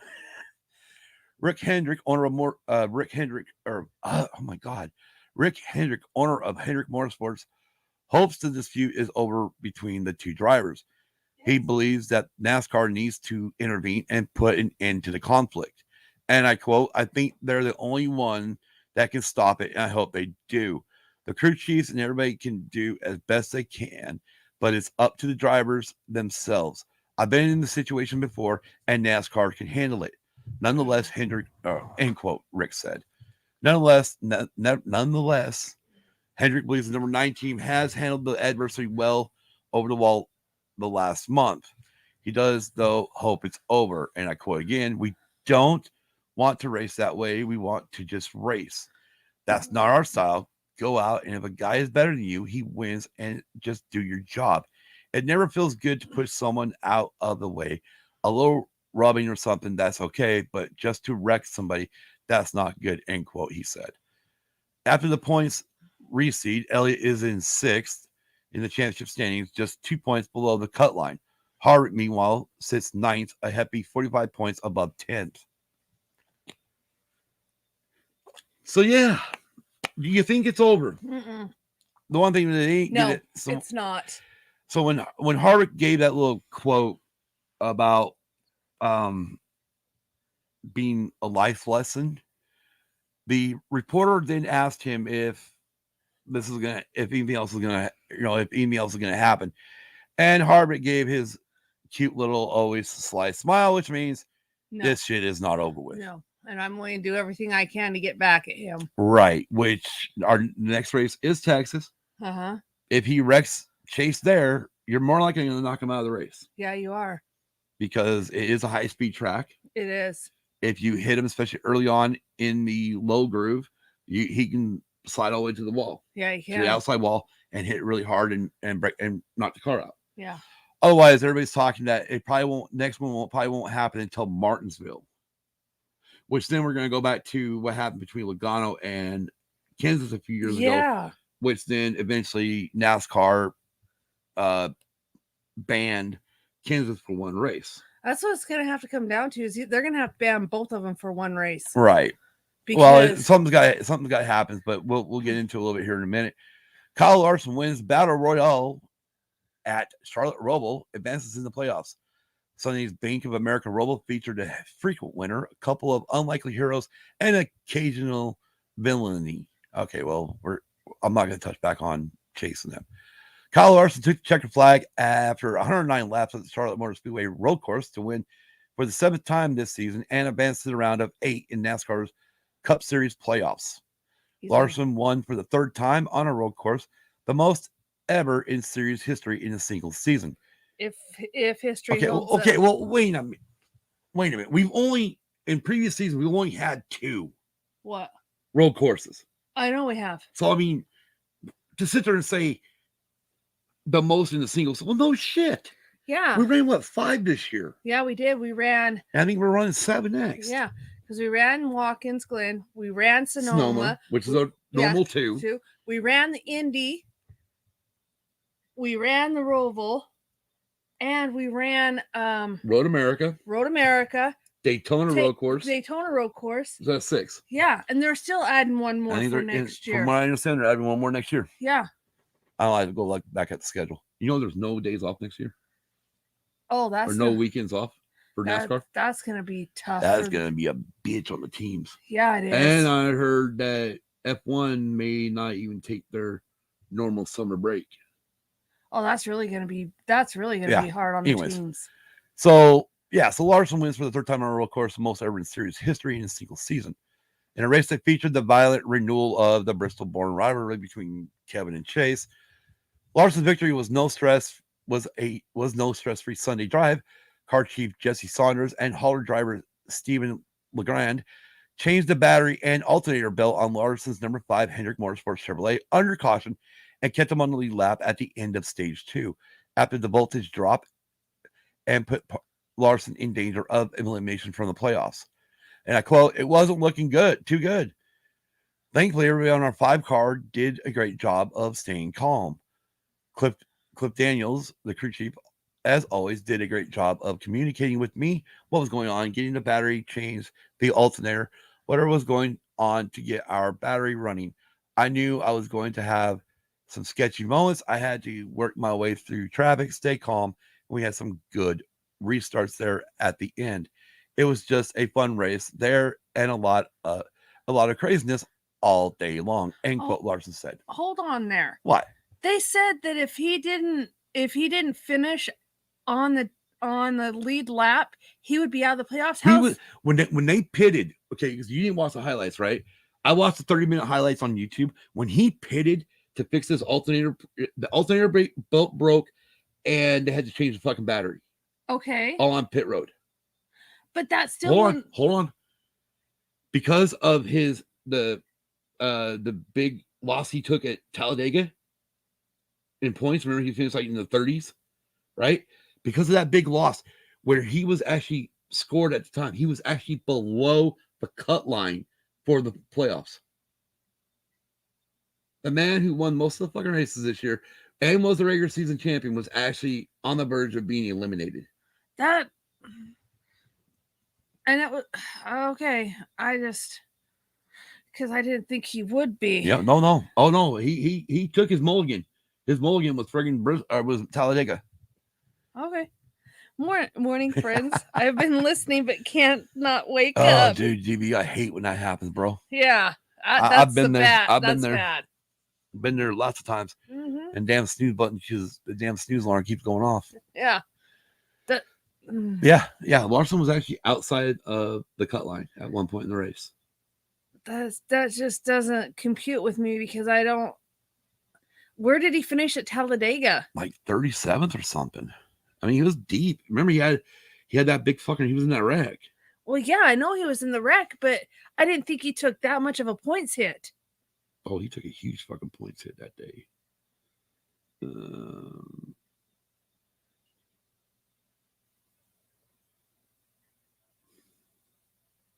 37th. I didn't think it was that. 40th, you get 1 point. And so he got like 4 points. Yeah, he took a huge fucking hit that race. Okay. All right. Well, I'm not gonna. I don't understand how the points go anyway, so I never have, never will. So he had a cushion. After the regular season, he had one race cushion built into the season, into the playoffs, and he took it at Talladega. He can't have any more clusterfucks, and he about had one on the at the Roval. Yeah, but so, anyways, the victory was Larson's first at the Charlotte Road Course and 13th of his career. We won't talk. Harvick failed to advance from the round of 12 for the first time since the inception of the elimination format in 2014. His race obviously ended in the safer barrier on lap 99 after he locked up the front tire of his number 4 Stewart Haas Racing Ford and shot straight into the wall, which we kind of agree with Brett Griffin from Door Bomber Clear. Paranoid. He stated that he don't. Everyone says Chase Elliott came on the radio after it happened. Said they said it was karma. Mm-hmm. Yeah, I mean, yeah, you can believe in karma if you want, Yeah. But it's like Brett pointed out that when they showed the replays of it, and one of the in-car playing the radio, you heard his spotter say, "You got the 9 car in line behind you," just before they went in that corner. Yeah, and that's when and honestly, I think that's when he overcooked it because he was afraid if he slowed down to take the corner at normal speed, Chase was going to slant, was going to hit him hard. But the thing is they had car 19 between the two of them. No, they didn't. Not at that point. 19 was on the outside. Yep. Okay, but still, he wasn't even that close to him. I know he wasn't. Chase would have had, the thing would have been Chase Elliott would have had to send it in. Yeah, he would have. And ruined his chances of advancing in the playoffs. And I don't think he would have done that. No. I don't know. Well, I don't think he really hung a left just because of the broken track bar. Right after the incident. Coming back up on NASCAR turn 1. Yeah, where they got car 41. Where car 41 got to be the collected. Yeah, the innocent one. Innocent bystander in this Harvick Elliot mess. Yeah, he probably would have punted him. Yeah, I think he would have punted him. So. And I mean, he fucking revved up Truex. I know he did. I seen it. He come off that little fucking short corner to go past the finish line. He revved up Truex to get past Truex. I know. Truex didn't have anything to do with their little feud. So you telling me you don't think he? Oh, I don't damn well he would have punted him. Both of them would have been out. Exactly. Anyways, back to what we were talking about. Yeah. So Elliot spotted Eddie Johann came on radio. So that's karma, end quote. And with understandable satisfaction, given that the Harvick had spun Elliott into the wall in turn 8 to jeopardize the reigning Cup champion's chances of advancing to the next round. But Elliott did advance after recovering to finish 12th, joining Larson, Denny Hamlin, Joey Logano, Ryan Blaney, Kyle Busch, Brad Keselowski, and Martin Truex Jr. in the round of 8. Joining Harvick on the sidelines were Christopher Bell, Alex Bowman, and William Byron, who led a race high 30 laps but lost track position after a bump from race runner-up Tyler Reddick, entering the backstretch chicane after a restart at lap 90 or on lap 90. Byron missed the corner, had to come to a full stop before continuing. Later, he was running third before hitting the wall on the penultimate lap, needing a victory to advance in the round 8. Byron instead finished 11th. Harvick's shot into Elliott's back bumper on lap 55 appeared to be retaliated. Okay, we've already gone over this. We have. Asked whether his intent was payback from Bristol. Sometimes it. Anyways, Chris Buescher, I forget what the hell I should just cut all that out. Chris Buescher finished third on Sunday, his first top 5 of the season. Kyle Busch was 4th, followed by Hamlin, Matt DiBenedetto, Logano, Bell, Blaney, and Bowman. Larson is the first driver since Casey Kane in 2006 to win both the Coca-Cola 600 in May and the fall race at Charlotte Motor Speedway. However, that was not the fucking Roval.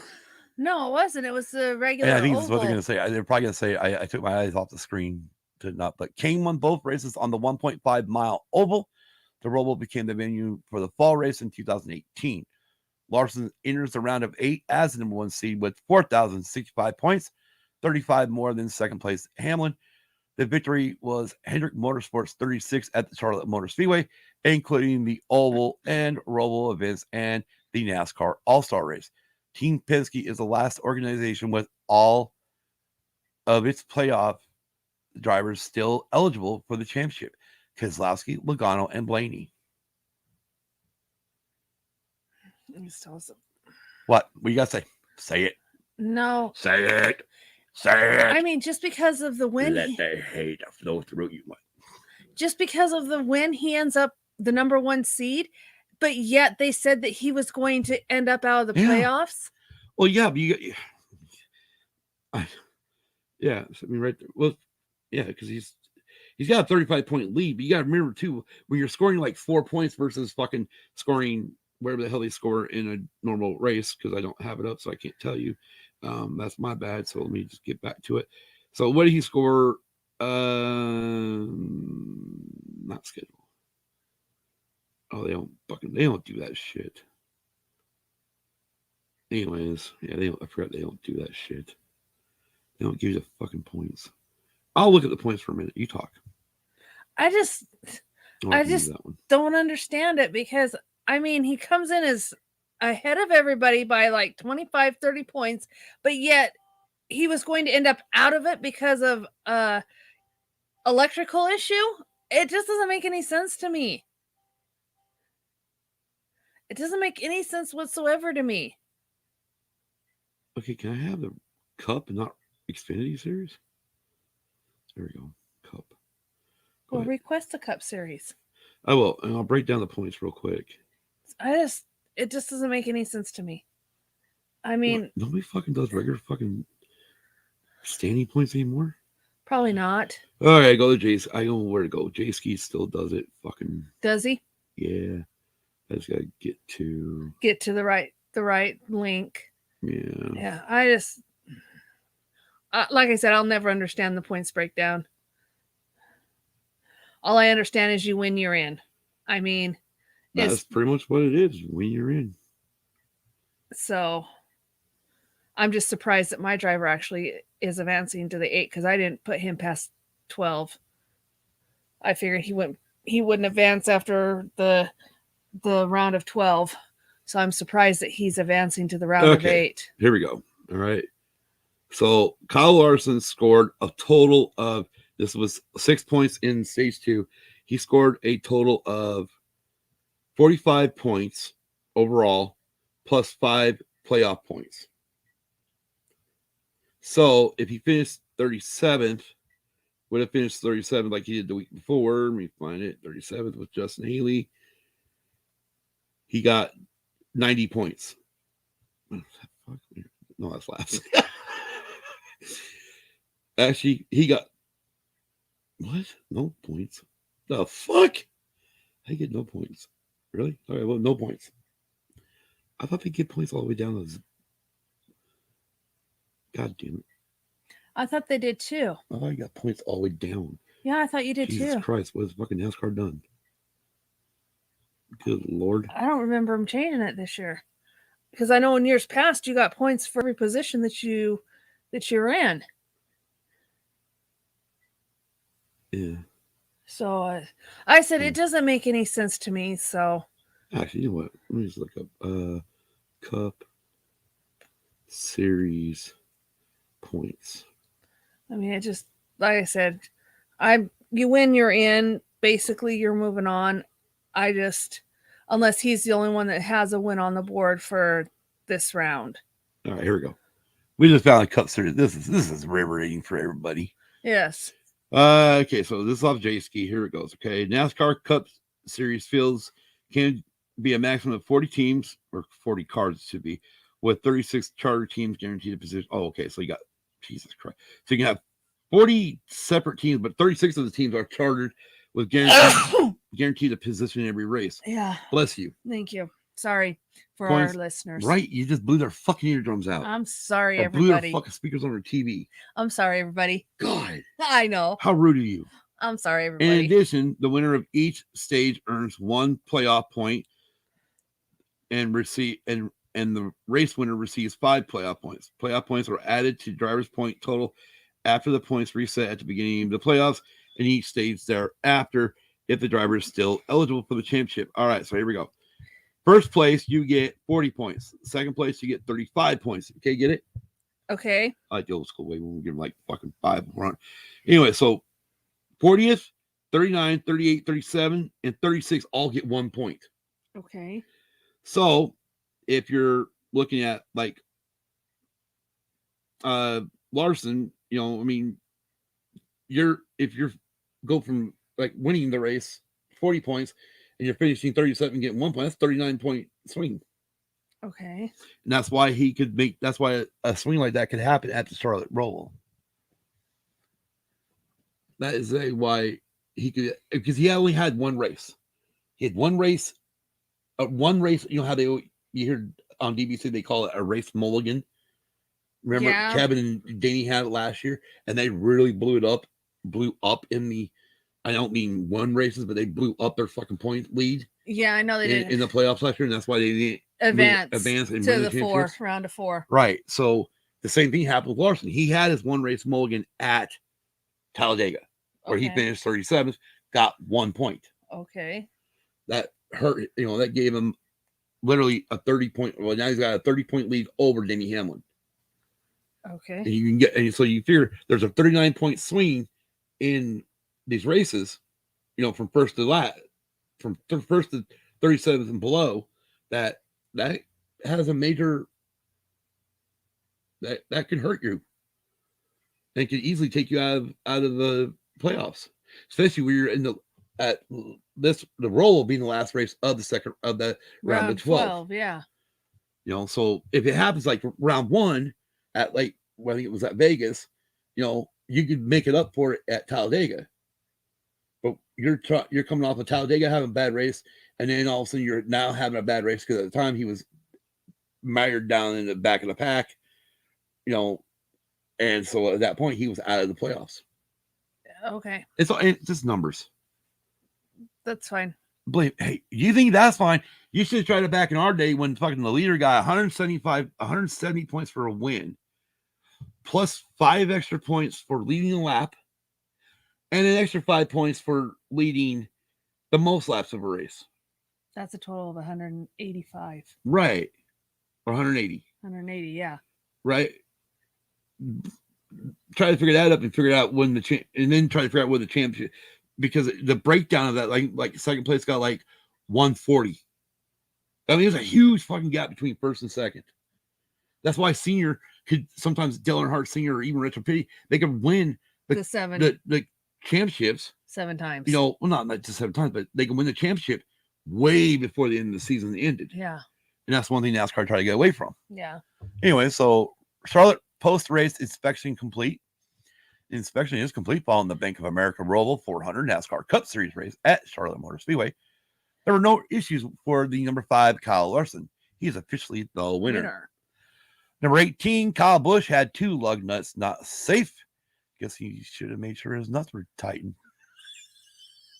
His wife might not like that. We're not safe and secure, so that's a $20,000 fine and a 1 race crew chief suspension, which will happen at Texas, because NASCAR, when you suspend your crew chief, that's the next fucking race. Nice.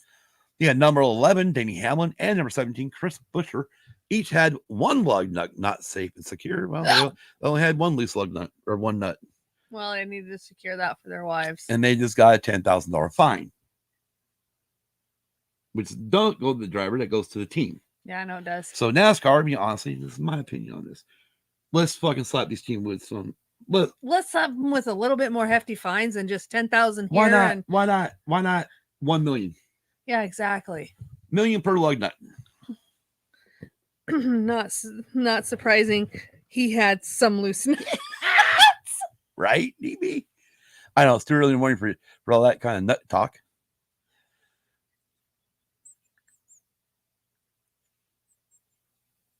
Almond Joy has nuts. Bounds don't. Sometimes you feel like a nut. Sometimes you don't. And unfortunately, Kyle Busch did not feel like a nut at that point, I guess. I guess not. He felt like a mound. Exactly. Anyways, NASCAR officials will talk to Kevin Harvick and Chase Elliott after Charlotte issues. Yeah, we'll see how far that goes. NASCAR always. Can I finish before you go ahead? No. A senior NASCAR official said members of the sanctioning body would speak with the rivals Chase Elliott and Kevin Harvick in an effort to mitigate their feud that has escalated through the Cup Series playoffs. Scott Miller, NASCAR's senior vice president of competition, addressed the latest in a series of instances between the two drivers during a Monday morning appearance on Sirius XM NASCAR radio. And I quote, "We definitely have something brewing between those two. We spoke to them after the thing at Bristol, and we'll circle around. And I don't know if we'll have them together or talk to them individually to see where they are right now. But we don't need that continuing on, and we'll do what we think is necessary to kind of get that one calmed down, end quote. He said on Sirius XM this morning with yesterday morning with Mike Bagley. Was it right? Mike Bagley? Mike Bagley, yes. Bagman. Yeah, because they call him the Bagman, yes. I'm sorry, but penis status all. You're not supposed to say. Well, the thing is NASCAR can bring them in together or bring them in separate, and it's going to be he said, he started this. It's all about the he said bullshit. Yeah, so they can each do their. I know that's not the right lyrics. They can tell their side of the story separate or together, and they're still going to decide to settle it on the racetrack. What NASCAR needs to do is suspend those two drivers for a race. You think they need to suspend them now?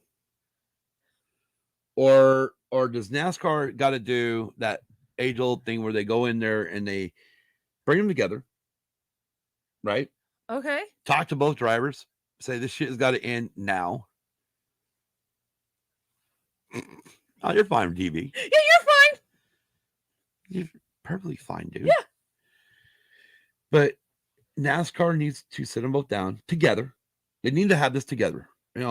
Look, and the officials in NASCAR, they just need to look both drivers straight in the face and say, this is the way it's going to be. I don't care if you touch, when you touch, or wreck each other. I don't care for the reason. I don't care if it's for you blew a tire and you just happened to fucking go in and you took the other one out. We're going to suspend you. And don't go the Kansas fucking Logano route where they suspended Kansas for one fucking race. No. Put a hamper on these fucking teams too. Yeah, exactly. Suspend the drivers for the rest of the fucking season. Exactly. Also, tell the teams that are not allowed to put that car on the track. Exactly. Which means the sponsors that are supposed to be on those cars, the last four or five races, wherever we got left of the season. 4, because we're in the final 3. Yeah. This is the round of 8, so we got 3 races to go. Then we hit the round of 4, which is Phoenix. Mm-hmm. Which I think I read somewhere that Phoenix said it was like 25 days away. It is 25 days away. Crazy that we're that close to the championship. Because anyways, yeah. Tell them I don't give a fuck how you touch. I don't give a fuck how you wreck each other. Like I said, we're gonna park you the rest of the season and then tell the teams they're not allowed to put either car on the track.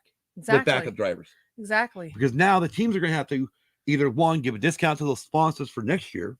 Yeah. Or they're gonna have to pay them back the money that they are owed for not being on the track for 4 fucking races. Yeah, they need to do something like that because I mean, I understand Rick Hendrick. Oh, NASCAR. No, Rick. Here's the thing: let me tell you something. You're the owner of car number 9. Means you have Chase Elliott under contract. Yeah. Which means you control your fucking driver. Exactly. If he can't handle himself out on the track, suspend him. Yeah, and it's the same with Harvick. Well, okay, but the problem is Smoke is not going to suspend Harvick. No, but I'm just saying. The problem is like Harvick reminds Stewart of himself. Oh yeah, because Stewart was the same way. Oh, I know he was. Yeah, he was the same way. But then again, so is Dale Earnhardt Sr. Yeah. I mean, I love all these fans going, oh my God, Dale Earnhardt would never have done this. Like, oh, bullshit. First of all you want to be Dale Earnhardt fans that fucking booed him back in the day. Yeah. Now are big fans of his supposedly after he died. Yeah. Get off your fucking horse, because guess what? He rattled cages all the time. Thank you, especially at Bristol. Yeah. Terry Labonte. Uh-huh. Which I loved. I mean, he rattled cages And he just didn't do it there. He did it at Atlanta. He did it at every speedway they went to. Exactly. Every race he went to. Yeah, he rattled cages. Christ, you can go. There's an old Riverside race on YouTube that you can watch where he literally went off the track out of the dirt to pass 2 cars. Yeah, exactly. Because they were going too fucking slow through the S's. Exactly. So it's like, you fans just suck it up, buttercups, and don't suck it up, buttercups. Yeah, and don't tell me that Dale Earnhardt wouldn't have done the same damn thing. All righty. Anyways, Yeah, Yeah, exactly, exactly, DB. DB. He was He's the the intimidator intimidator for a reason. Exactly. And that's why I love him. Yeah. Because he intimidated. Yeah. And I mean, you want to make this shit interesting? Then there has to But- be a little bit of rivals, but not take them to the extreme. So since the owners won't do nothing about this, obviously, yeah, and NASCAR don't like it, the only other thing they've got to do is literally tell these guys, next time you fucking wreck each other, I don't care. you're out. Next person that fucking bump, regardless if you bump them and put them in the wall, next wreck that you guys were involved in, You're out. whoever caused the fucking wreck, regardless of this, for whatever the hell, even a blown tire, you're out for the rest of the season and your car's not allowed on track. Yeah. And and that's the thing is when you have this meeting, you also have the team owners in there. Yeah, exactly. Team owners, but the problem is you won't have the owners in there because now they got their puppets that go in there now. Oh, I know. This isn't like the old days where, when fuck, who was it? I don't remember, but when Dale Earnhardt Sr. and, let's say Dale Earnhardt Sr. and Terry Labonte, let's use them as an example. I don't think they ever were. Let's say they were called in the NASCAR Hauler. Well, guess what? So was Rick Hendrick and Richard Childress. Yeah. They were all in there together. Yeah. And now everybody has, now they've got their PR people. Right. You got, I mean, anytime, like, let's use Dale Junior Motorsports as an example. When they call Junior Motorsports drivers to the hauler and Junior Motorsports, it's not, Kelly's not going, neither is freaking Dale Jr. No, it's their PR It's people. somebody, either, I don't know who their next person in line, but it could be easily be Mike Davis or someone else, Yeah. But yeah, they're going in as representative of the team. Yeah, exactly. And sometimes they'll take the crew chiefs in there. Yeah. But other than that, I mean, oh gosh, we're not done yet. We got an F1 race to talk about. Yes, we do have an F1 race. Anyways, before we do that, let's go ahead and touch on Texas. So, Texas Motor Speedway this weekend will be applying. I'm going to growl because I know what they're going to be applying. And it's not necessary. They will be applying to the track surface via resin. Better not. We will be again doing the experimental resin treatment, which do you really do an experiment during the playoffs? No, you don't. And you don't need it if these drivers could you guys imagine? I mean, and since I know we got Luna Girl and DB in here, imagine the NFL or even college football coming out during their playoffs and saying, we want to try this new pigskin football. Oh yeah, there you go. New football. Yeah. Brand new football. We've never had it tested for anything. No. We just want to test it. We're going to test it during the playoffs. Yeah. And that's what NASCAR is going to do. That's bullshit. I mean, I understand the resin has worked at other tracks, but I don't think it can work on every fucking track. No, it can't. And if I say just fucking let the fucking track do what they used to do, and that is come in naturally. Yeah, right. Yeah, exactly. Little girl. It's like these are professional athletes, professional drivers. That means they are at the top of their game. Let the goddamn track come in. Let them do their job. It's called DB's the 4. No, actually, it won't. I mean, it won't be applying the bane of Kim's mental health. Thank God. I know that's what she thought, but there we go. New at the Super Bowl, will be applying super glue to the end zones. Exactly. Or hey, hey, how about this? Let's take a page from the original XFL, and we're gonna put the ball in the center of the field, and we're gonna have two guys run out from the end zones, run straight for the 50-yard line to try to get the ball. Exactly. It's like they're at the top of their goddamn game. I don't care if it's resin. I don't care if it's PJ1. They don't need it on the goddamn tracks. Well, I don't mind them testing it during the regular season, but I think at the playoffs, you got to kind of leave shit alone. If you run, I think there's enough PJ1 still left at Texas that it would work. It would work for what they have because it's still there on the track. Yeah, because it stains the track. Right, it stains the track really bad. Anyways, That's what, but they're going to add the racing for the Texas race. That's bullshit because these guys are at the top of their game. If they are in the round of 8, Well, obviously they they're not. have advanced to what they call the playoffs. Wait, what the fuck movie is that from? I don't know. I know what. Fucking Cannonball Run. Yeah. Cannonball Run where they're talking to the cop, the first cops pull him over. Uh-huh. And Burt Reynolds is talking and they're going like this, and all of a sudden him and Dom DeLuise hold hands and Dom DeLuise like, we're close. Yes. And we're taking the senator's wife Yes. to California. Well, as long as you're going to, I think it was New Jersey or something, you need to do this limit. And then Dom DeLuise, we will. But yeah, it's bullshit. It is fucking bullshit. I agree. All right, let's go. Let's get the fuck away from NASCAR. Let's get into Formula One. Yes. Formula One for the Turkish Grand Prix. Yes. Which now I do got to put my phone back up because I Yes. got all that information. So we're just gonna ride with this. We're gonna go. What a race it was. Oh my god, what I caught of it. Yeah, it was an awesome race. I mean, and the best part about it I can tell you what the best part about it was. Well, for me, being a Red Bull fan, they paid tribute to Honda and ended up breaking the curse. True, because the last time we had a celebration of a team or a manufacturer even to do with a team, it was Mercedes did at Germany a couple years ago, and they were wearing lederhosens and all this shit. And Hamilton ended up hitting the wall, taking himself out, and then Bottas spun and took himself out of pretty much out of the race too. But anyways, what my favorite part of it was,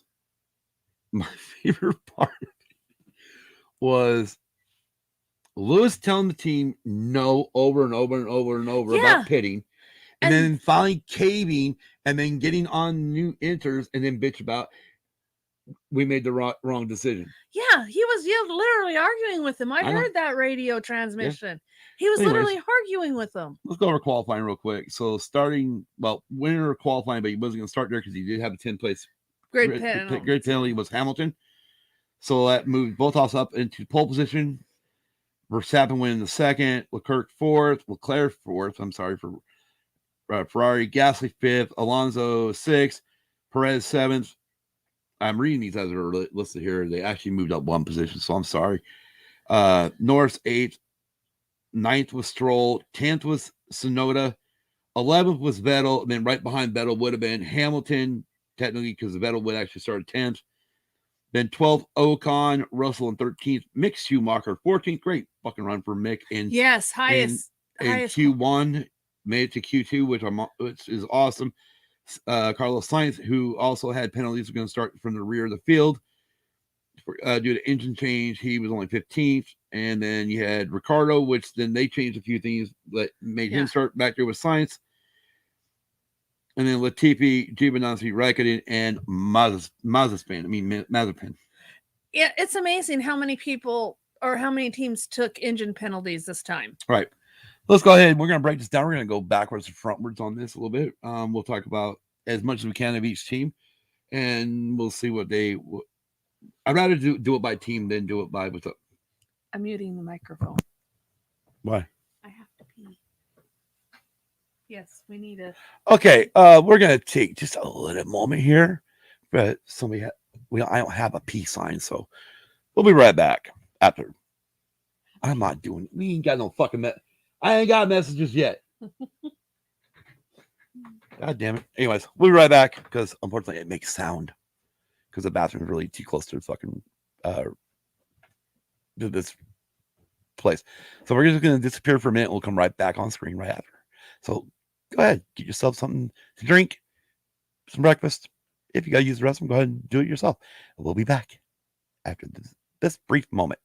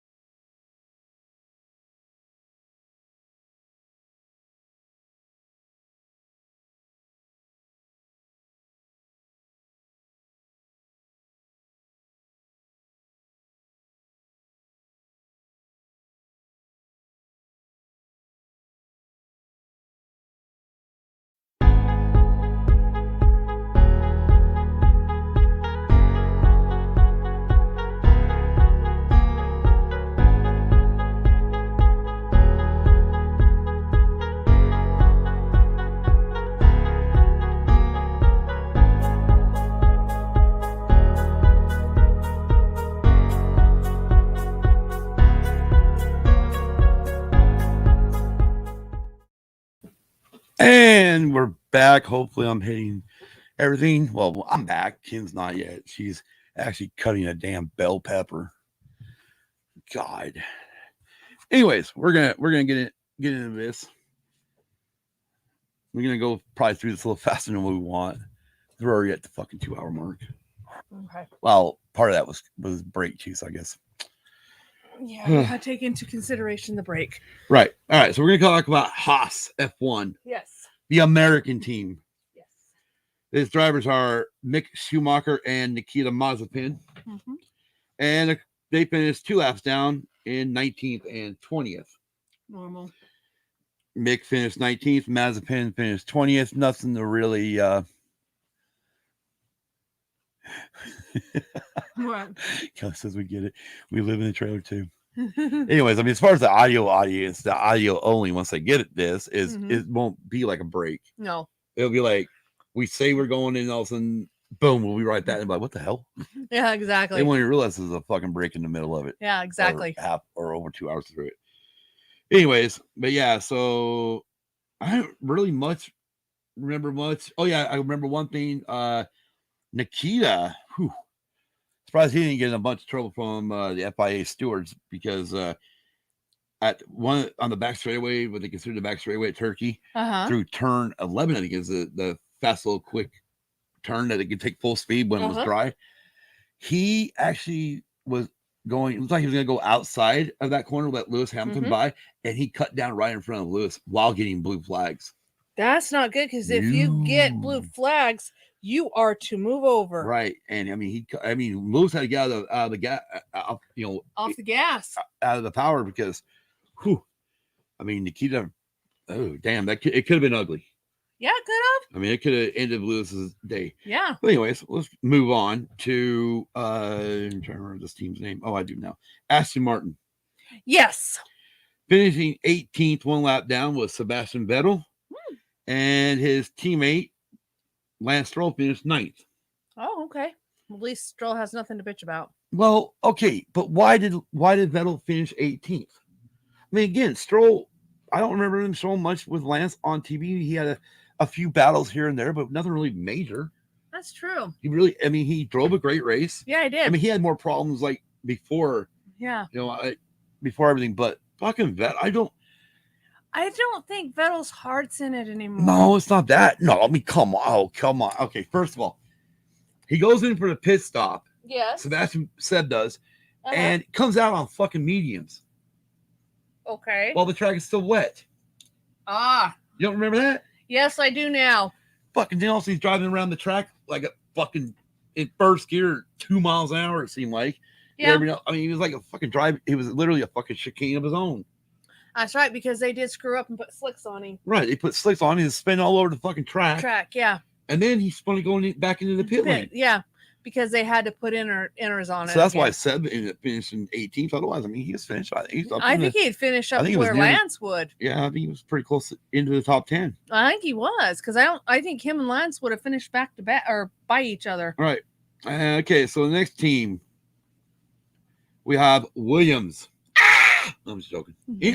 Our fans don't know what the fuck I'm doing on that because that's something from the Parc Ferme. Yeah. But it's fucking hilarious because every time they talk about Williams, Todd plays this fucking scream. Yeah. Because Williams used to be the last team, but now it's Haas. Yeah. Anyways, we knew Haas was going to be a shit team this year. Right. Nicholas Latifi finished 1 lap down in 17th, and his teammate George Russell finished 1 lap down in 15th. Again, nothing really major to talk about with those guys. No. I think Latifi had a one-off, had an off a couple times, but nothing. I mean, again, an uneventful day mainly for the race. I mean, but then again, obviously you're going by what you've seen. You're going but you're going by with what you see from Sky Sports because that's what we get. Even though we watch on the ESPN here in this country, the feed comes from Sky. We get the Sky Sports commentators, so it really depends on what they're showing at that time. Yeah. Or actually, it's not even what they're showing. No. It's what the FIA is showing allowing because that's the ones that control the feed for the race. Yeah. So actually, it's what they're showing. Yes. It's not even up to. It's Crofty and no. I mean, there's a lot of times you're like during qualifying, you hear Crofty or whoever's in the booth with them say, "Well, hopefully we'll stay on this car for the whole lap," and sometimes they do, and sometimes they don't. Yeah, and then I mean, it's kind of dumb where you think that the director of the whole show would be listening to the commentary from from Crofty and them. Right, because that's mainly the one that goes for all the English speaking countries. Well, yeah, that's everybody gets Crofty and Martin or Paul, the rest, you know, or even some Anton and Anyways, but Anton. No, not Anton. No, Karun? Yeah, Karun Chandoff and oh gosh. Fucker does the voice on the game. He's on the F1 game. I know. Oh god, I just went blank. Because Martin Brundle's not on the game. It's Crofty and I don't remember. I'm sure it'll come to me eventually. So I'm gonna keep going. We're just gonna move on. Oh crud. Okay, well, finishing in 16th place was Alpine. Yes. Or Alpine, one of their drivers finished in 16th and one lap down. That was Fernando Alonso. Okay. Now, Fernando had a pretty good, in the beginning, he had a great day. I think it's Jim. No, it's not Jim. You're going to make me look this shit up. Anyway, let's talk about Alonso, Kim. Okay. He was okay. He was doing good for his Alpine team. I don't remember what else happened, though. You don't remember what happened lap one? Going to turn one? No, I don't. Where he was squeezed by... oh, that's right. He was squeezed by... oh, shoot.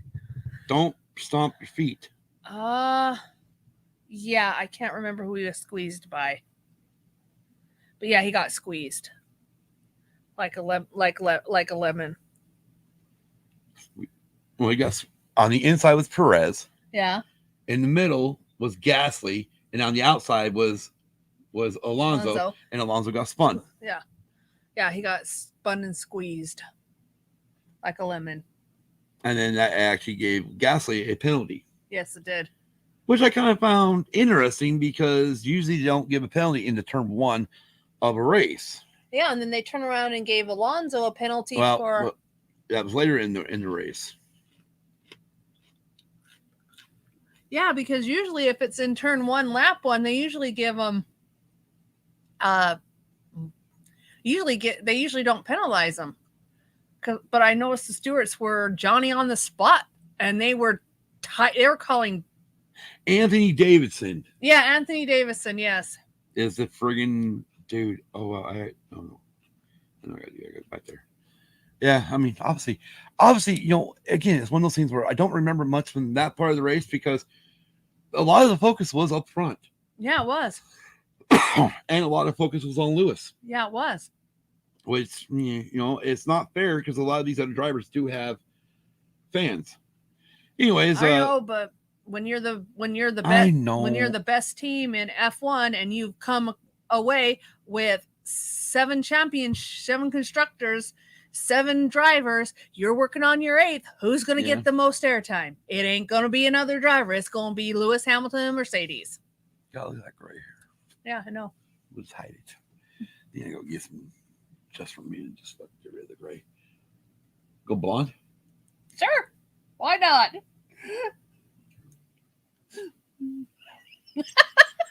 Well, his teammate, Alonso's teammate, Esteban Ocon, finished 10th place, 1 lap down. Yes. So right there it tells you we had at least all the way up to 10th place a lap down. Down, yeah.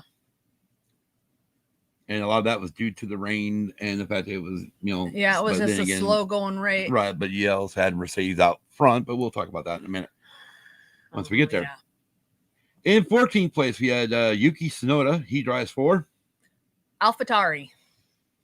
And his teammate is Pierre Gasly. He drives for AlphaTauri. Right. And Gasly, and like I said, Tsunoda finished 14th, 1 lap down, but Gasly finished on the lead lap in 6th place and garnered 8 points. Which is good because considering he got the 5-second penalty. Right. Which became an issue because that was the reason why Mercedes wanted to pit Yeah. Hamilton. Yeah. Because they pretty much didn't think, they pretty much believed they didn't anyway. So let's start off with you know what, we forgot to bring it up though, that let's revert real quick. Mick Schumacher got spun early. Yes.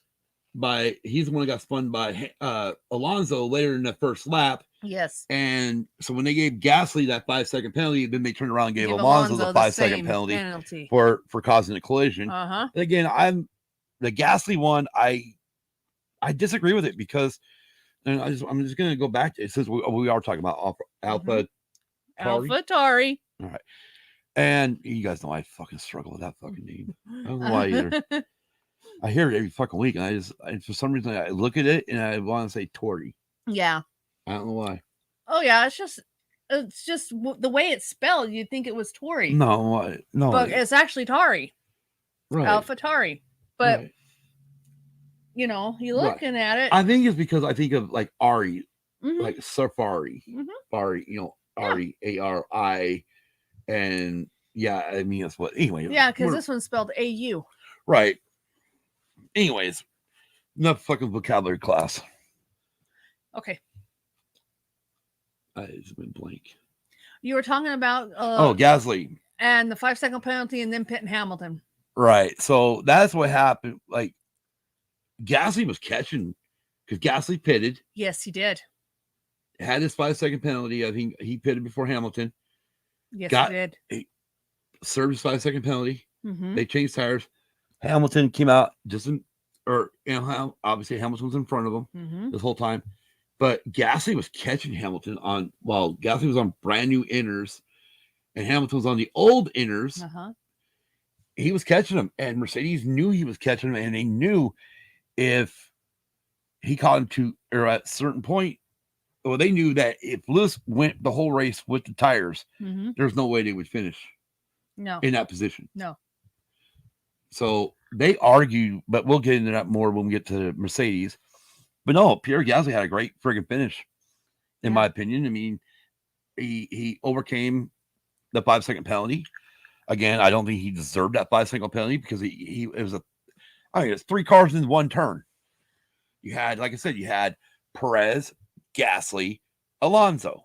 Yeah, which then begs the question: why all of a sudden are they penalizing them on the first lap when in the past they haven't? Right, exactly. You leave it as a racing incident on lap one, turn one, right after the lights go out, and right exactly green. So that didn't make any sense to me. It made no sense to me either. I guess it's because they knew they were going to penalize Alonso for the same goddamn thing later in the lap.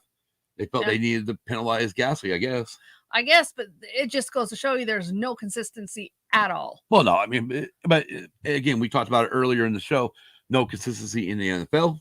No, there's no consistency in any pro sports. Well, no, I always say it this way though. If you really want consistency in all this stuff, then let's just fucking do everything by robot and replay. Well, I agree with you to a certain point, yes. But the thing is if you have not penalized your drivers in past races, and you've been going through this whole race season with no penalties on the first lap, and then all of a sudden you get to Turkey and you get penalized. Okay. Kim, but we've seen this since we started watching F1 again. Yeah. Or you started watching F1 for the first time. I started watching it again with you, and they've always never done shit on the first lap, especially in turn one. No. And now all of a sudden they're doing it. Right. Which I think is bullshit. Well, it's like I say, when everybody bitches about the fucking strike zone in MLB, well, it's real simple. Okay, we can put a fucking robot behind the plate, and it can be called dead to the letter all the time. NFL or college football, we can easily fucking use replay. Get an extra guy up there who's constantly watching every goddamn play. Another guy rewinding and shit, and maybe we get 4 or 5 plays down, but we have to halt the game for a second to get a penalty that was needed. Again. The problem with sports is you do have a human element, and humans make mistakes. Yeah, but never mind. Yes or no? Yes, the humans do make the mistakes, but I'm just saying if you have not. But there should be again, I understand where you're coming with the consistency. Okay. I understand that. And that's why, yes, there needs to be consistency of calling the same thing all the time. Yeah. And if it has to come down again, they don't have the same stewards race in, race out. That's what I was going to touch on. Hire the stewards for a whole fucking year and they do every fucking track. I agree. Because but it's just like, okay, but it's the same thing about bringing volunteer. You know, they all the track workers, all the stewards, or all the marshals around the track are all volunteer. Not one of them are paid. You're not covered by health insurance from Formula One or the FIA. I mean, we just, a few months ago, there was a death of a marshal. Marshall, yes. At Brands Hatch. And unfortunately, he had to, hopefully his own insurance took it. Well, covered it. You know what I mean? Yeah, I know what you mean. But anyways, no, I agree. There needs to be consistency. But again, it is what it is. It was called. Yeah. Unfortunately, it was called the way it was, and it's not consistent with previous races. No, and it's bullshit. But as far as like I was talking about with like penalties and strike zones for like football and Major League Baseball or even basketball, there are, I don't know, some really tight assholes, and then there's really loose assholes. Yeah, exactly. Pun intended. I know. Okay, what the fuck were we talking? We were talking about Snowden and Gasly. Yeah. So we were talking about Alpha. Yeah, AlphaTauri. Tari or Tori? Tari. Tari. Yeah, AlphaTauri. All right, let's move on to 13th place. And the 13th place was Daniel Ricciardo. He drives for McLaren. He drives for McLaren, and his teammate is Lando Norris, who finished P7. Yes. Good finish for Lando. Bad, actually not bad for Ricciardo. He started back in 19th with back there on the last row with Carlos Sainz. Yes, he did. And unfortunately, when he switched over to the intermediates, actually, even when they first started the race, he really did not move forward. So obviously, they never got his car set up for him the way he needed it. No. And it's always been a hit and miss with him all year. This whole season. It's been a hit and miss. Right. And I think he really thought they finally hit something when they, went on to the, when they went into the, started winning. Yeah. When they won the race. Yeah. Right? I don't remember a couple races ago. Not Hungary, the one before. I don't know. Anyways. Yeah. Now you can look this up. I thought it was Hungary, though. Past races.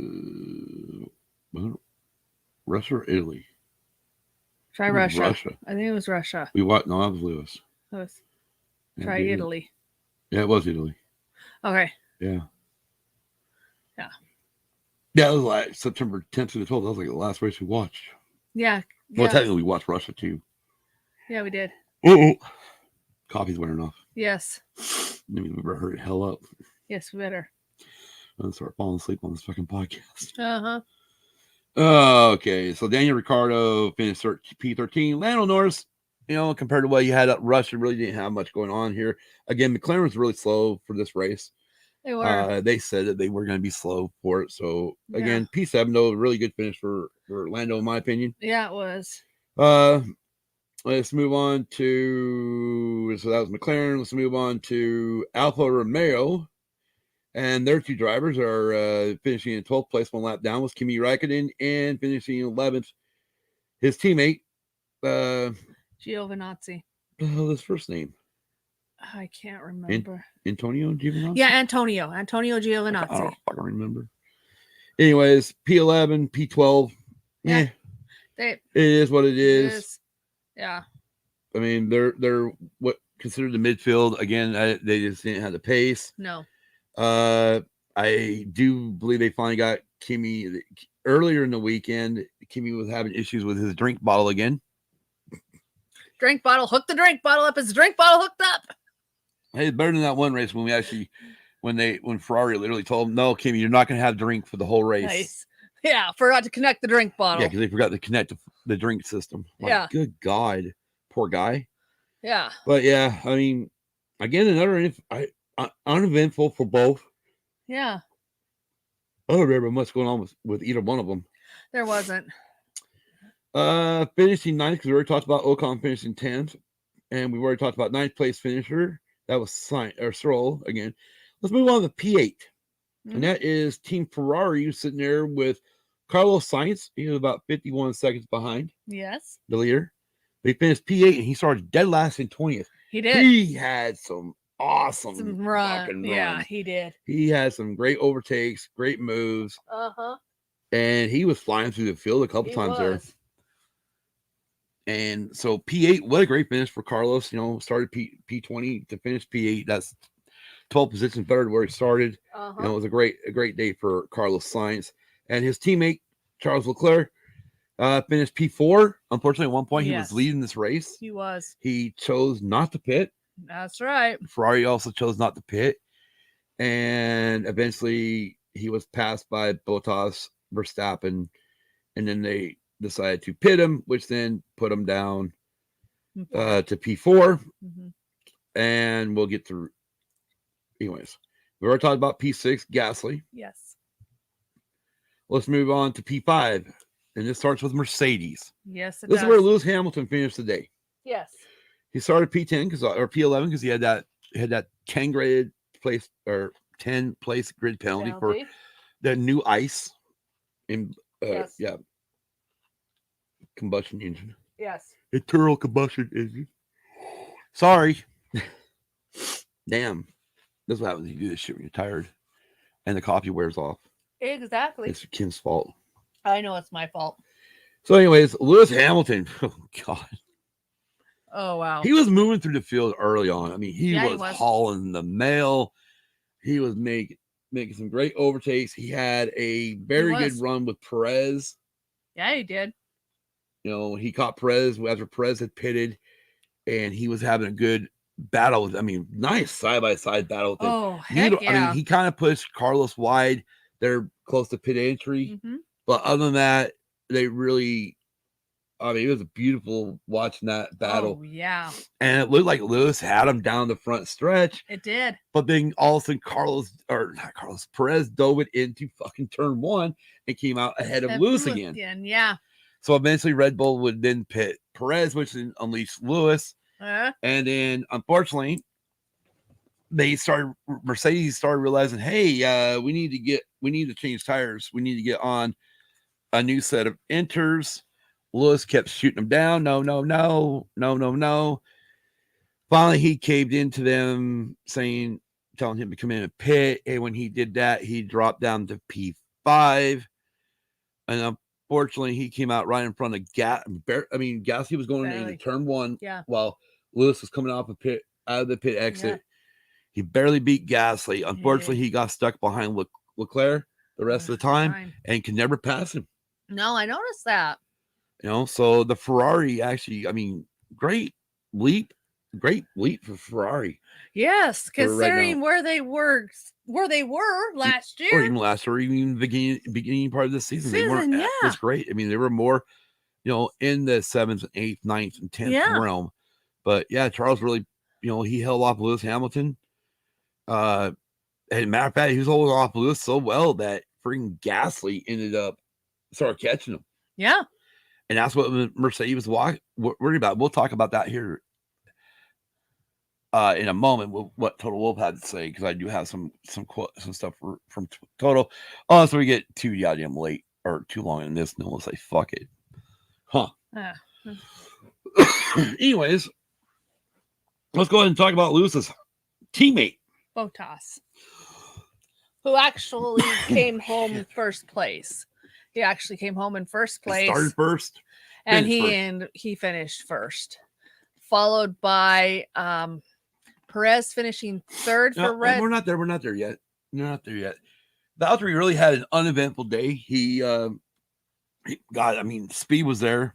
Mercedes definitely had the speed, which is why I think everybody was shocked that Lewis wasn't second in this fucking race. I don't think they had Lewis's car set up once they changed the ICU.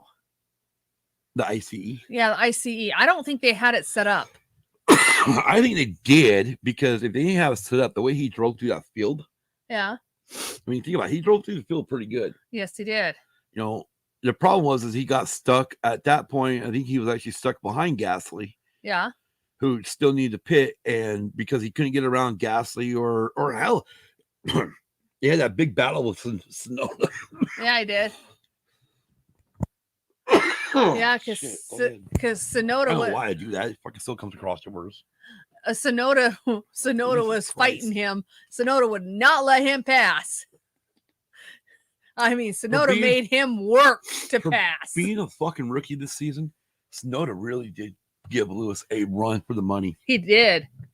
Anyways, so that really, by the time Lewis got around Gasly, you know, when Gasly pitted pretty much, and Lewis got around him, he was almost 20 seconds behind Bottas. Yeah, he was. You know, he was way. I mean, I think he was actually 20 seconds behind Verstappen. Yeah. Yeah, behind Verstappen. Yeah. Because at that point, but at that point, Charles Leclerc was actually leading the race because Bottas had made his clean pit stop for Bottas. Anyways, he received the DHL fastest lap award, so he got an extra point for that. So at 26 points total. Right. And yeah, no, it was a really good day. We forgot to mention this on Carlos Sainz. He did win the driver of the day. He did. From the F1 fans, which, I mean, obviously he deserved it for all the passes he did. I mean, yeah, he deserved that.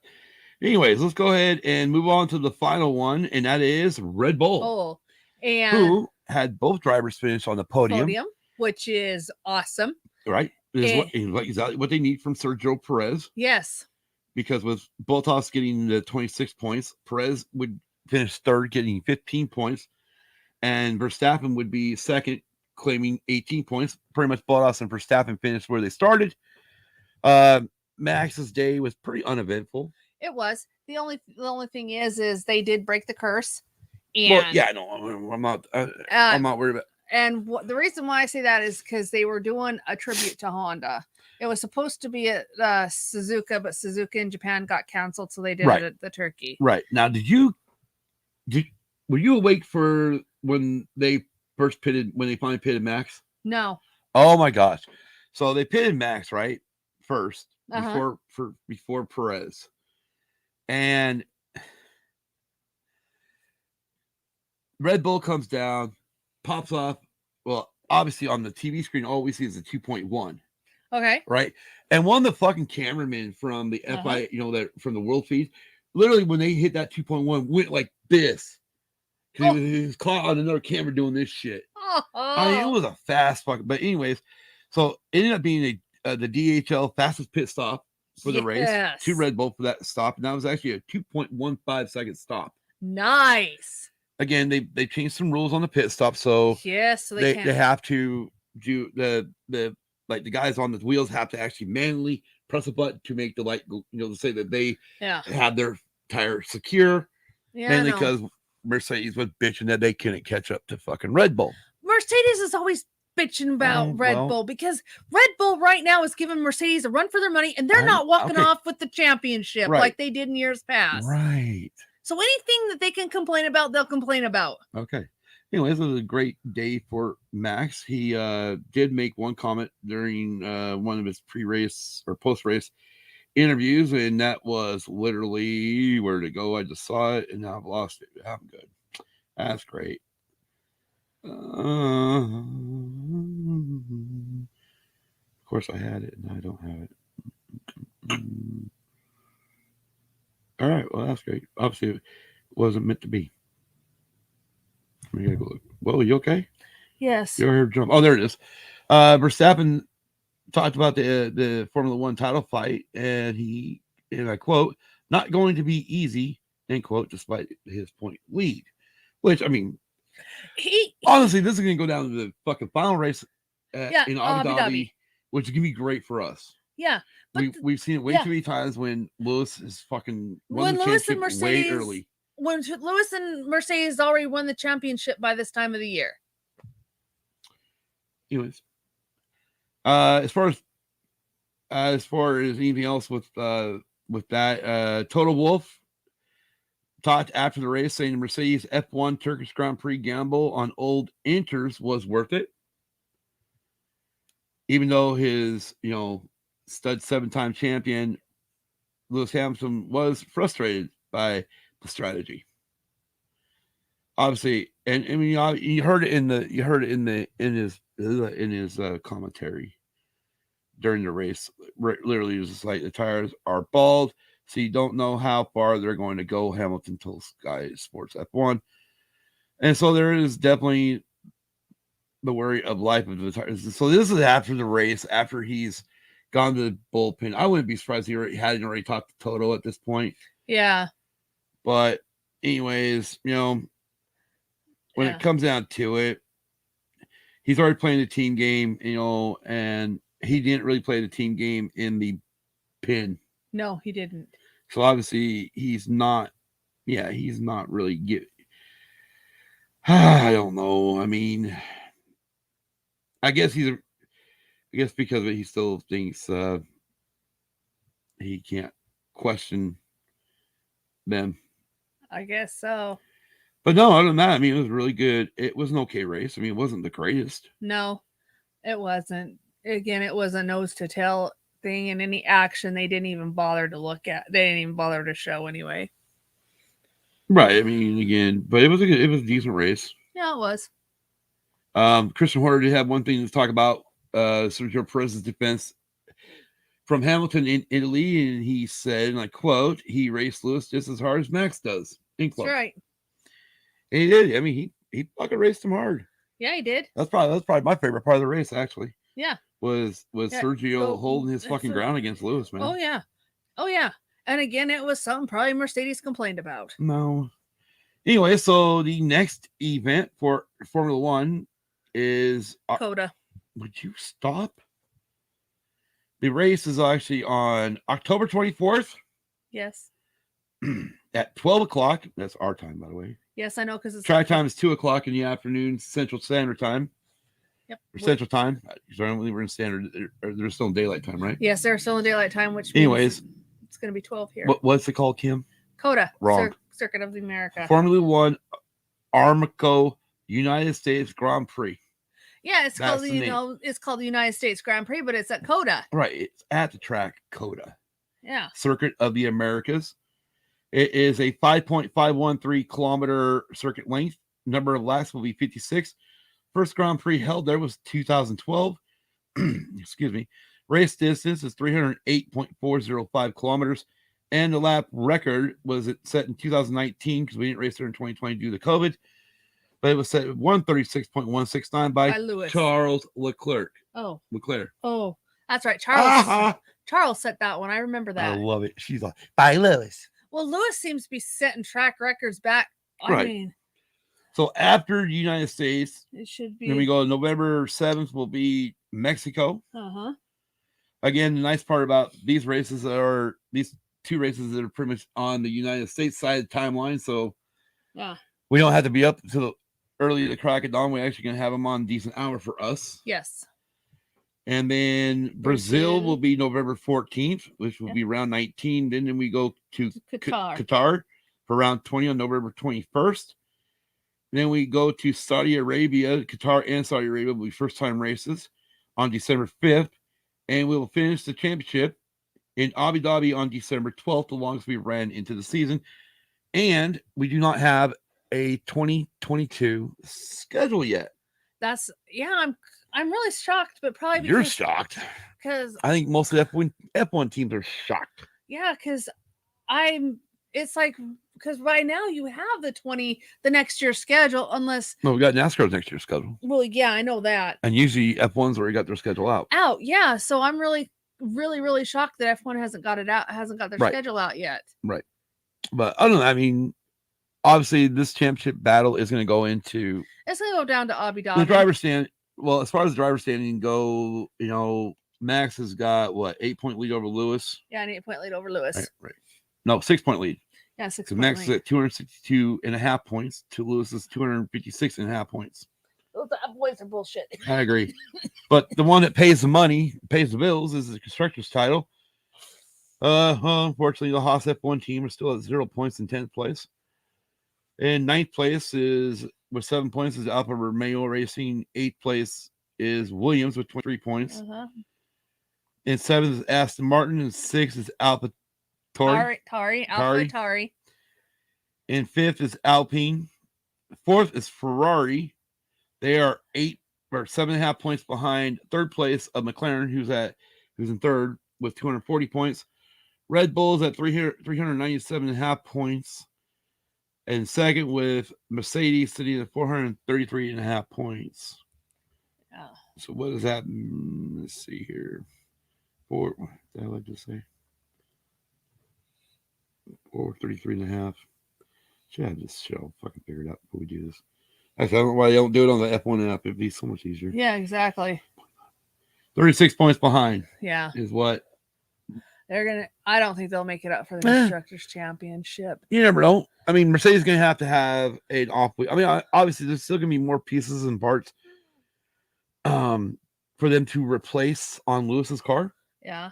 So it means there will be some more penalties coming for Lewis. Yeah, that's true. Unlike Max, where when Red Bull did it, they replaced everything. They replaced everything inside there, gave him the full max points, or max penalty, just like Ferrari did with Carlos. Yes. You know, and so Lewis is eventually going to have to take some extra grid penalty places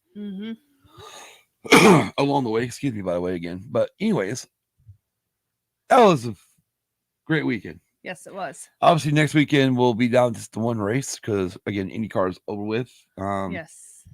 And so we'll be just at NASCAR at Texas Motor Speedway. Yes, because the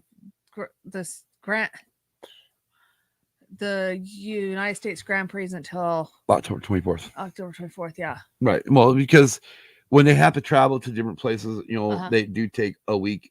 You know, they go 2 weeks in between races. Well, yeah, because they have to get all their flying circus equipment over here. Well, the thing is they use the ships. They use ships. They don't fly the shit over here. I know. That's what I mean. They have to get their traveling circus over here. Yeah. They actually use ships. I noticed something on YouTube. I'll have to find it and I'll post it in the Discord.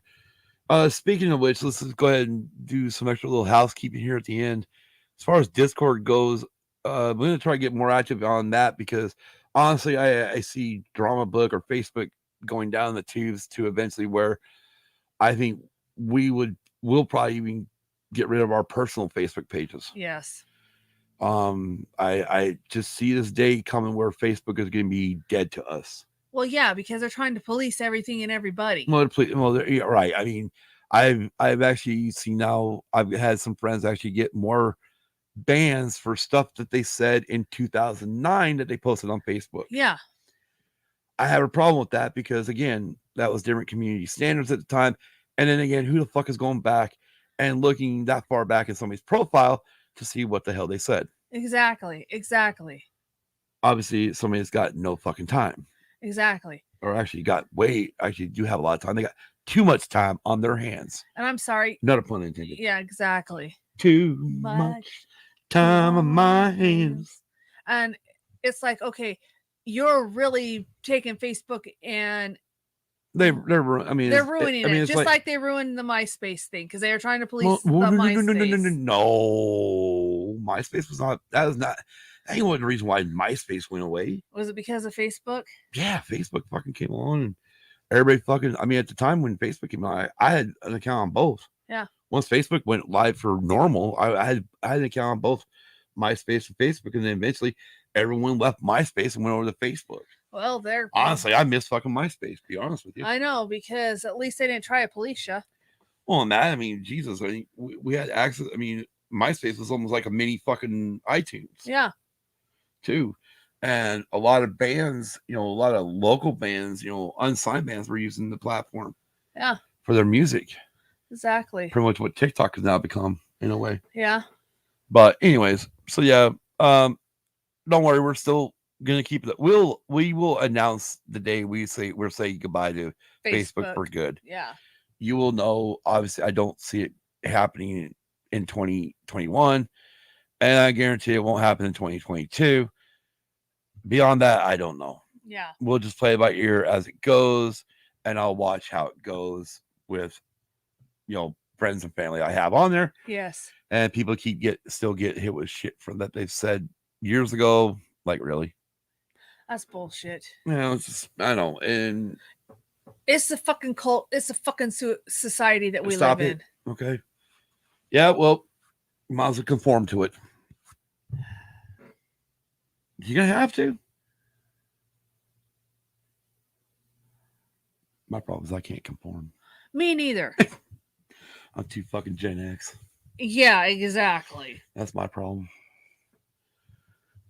Actually, I'm more D-Generation X. Yeah. To break the rules. Exactly. Don't believe in rules. Exactly. To switch a fucking Doc Brown fucking thing. Rules. Where I live, I don't need rules. And all I can say is, if you're going to set rules for society, you might as well set rules for the government too. There's supposed to be rules. There is rules for the government. And then if you're going to make okay, society... come on, stop. We'll start a fucking government podcast or something. You want to talk about current events? We'll start another podcast about that. It won't be under Use and Abuse brand. Okay? I don't want to go down the fucking road of politics. I hate politics. Got it? That's fine. That's fine. Oh, now you're mad at me? No, I'm not mad at you. Not mad at me? No. Yeah, you're mad at me. I'm not mad at you. You're steaming. I'm not We mad can at see you. the smoke coming out of your fucking ears. I'm sorry, I'm not mad at you. Want to bet? I'm not mad at you. Want to bet? Anyways, what we got coming up tonight, Kimmy? We got Harry Potter 20th anniversary of the Sorcerer's Stone Ladies Takeover. No, we're canceling that. No more Ladies Takeover. I stay on the show. Really? Fuck no. You're getting the night off one way or the other. Dude, I want to go to the bar, man. Go for it. Yeah, I would really get the chat going, wouldn't it? So obviously 131, the following next week would be this racing podcast or racing episode again. Yes. It'll be then Texas one. Right. Later, and then a week from tonight, a week from tonight will be our watching of the Rocky Horror Picture Show. Yes. Again, this is the first time we've ever seen this, so we haven't watched it yet. Can you not start that a little softer, dude? What? That motorcycle. Well, anyways, this will be our first time watching the Rocky Horror Picture Show, and so, you know, I've seen bits and pieces of it from different eras, but or different times, but I've never seen the whole thing. So it'd be kind of interesting to watch it because pretty much every time I've caught it is when Tim Curry's already dressed as the transvestite. Right on, dude. I mean, dude, that's what every time I've ever caught it is like right there where I think Meatloaf's in that scene. You know, there's a bunch of people in that scene, but I think Meatloaf's there too. But anyways, yeah. And then obviously 133. So we're not obviously. And little girl says, "Yay, Rocky Horror!" And then a week after that one, so 2 weeks away from tonight, will be episode 134, The Worst Witch from 1986. Again, that stars Tim Curry in it. And we're hoping to be doing this one again. We'll be adding Chantal to the show. But again, she does got a lot of shit going on for herself. So if she can be in it, she can be in it. If not, we will do it regardless. Unfortunately, this one, I don't even know where did the movie go? I don't know. I put it somewhere. I moved it. I thought we had it. I thought I left it over here. I don't know. You don't know? I don't know. Why don't you know? You're my wife. You're supposed to know where everything's at. You're supposed to know where I put everything. Don't you get it? Sure. That's how this shit works. I lose it. You know where it's at. Sure. Isn't that how it works? Most of the time, but at this Take point... that shitty controller. Excuse me? You heard me. No, this is not a shitty controller. Hey, Kelly. Is that a shitty controller or what? No, it's not. The reason why she says this, I know why she's saying it, not because it's the Patriots, but it's sentimental, isn't it? Yeah. Why? Why is it sentimental? Because you got it for me. It's got my initials and my date of birth on it. God, why the hell would I do that? Because you love me.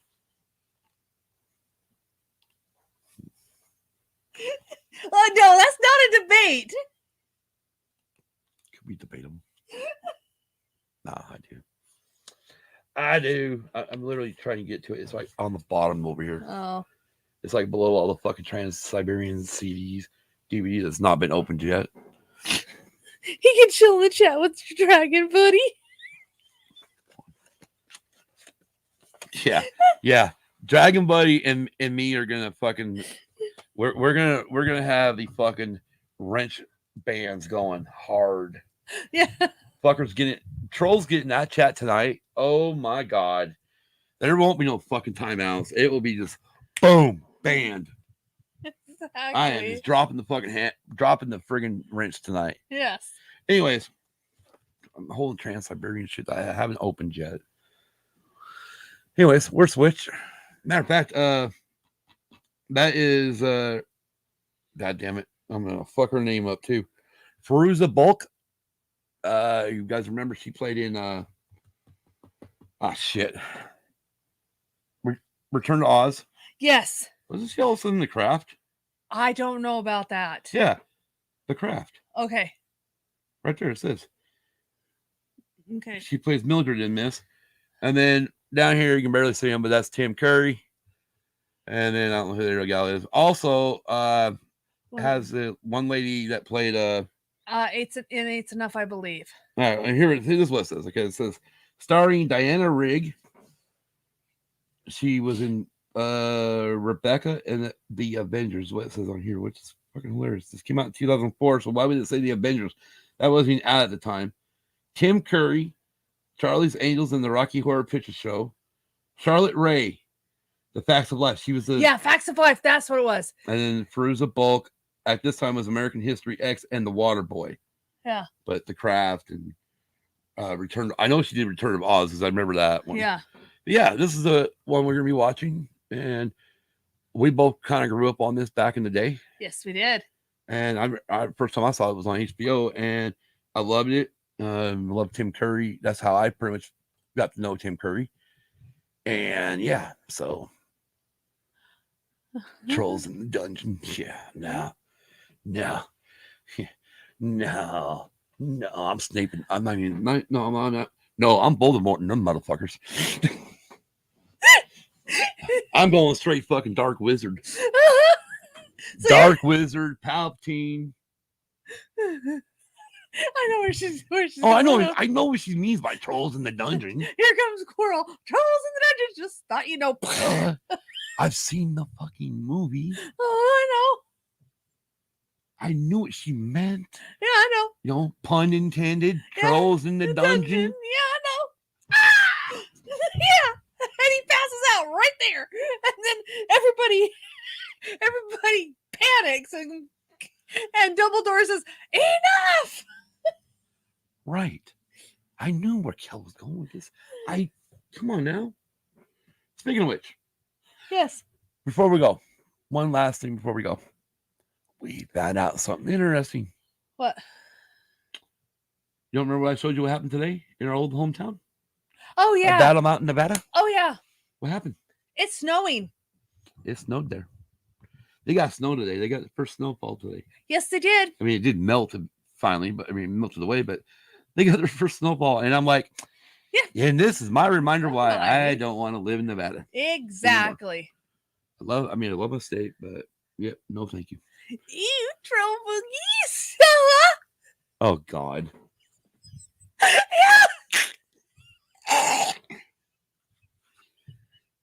All right. Well, that's what we're doing tonight, Harry Potter. I left up on the worst switch, but it should really be on.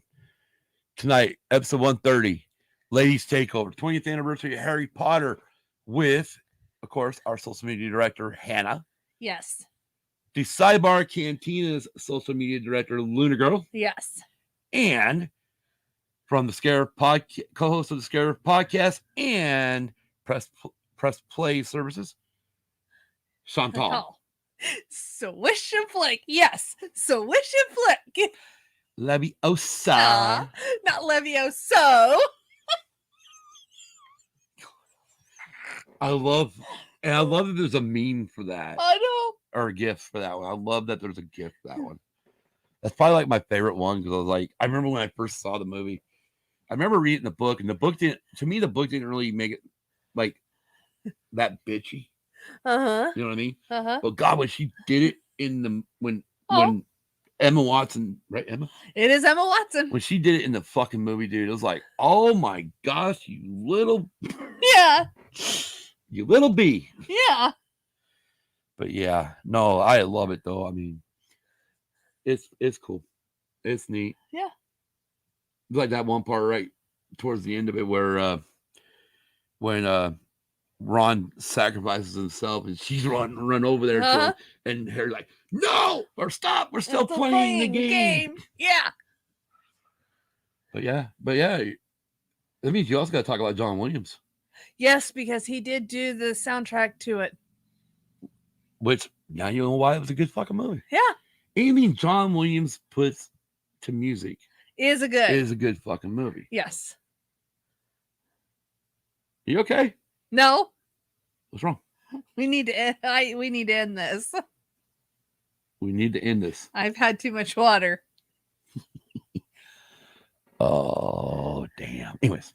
All right. Anyways. So, till later tonight. You everybody have a great day. Have a great work week. Yes. Because, I mean, we got to say this kind of for everybody that's going to hear it later. Yeah. On the audio version of it. Great work week. Great week. Great weekend. Be kind to everyone. Peace. See you later tonight. See you later tonight.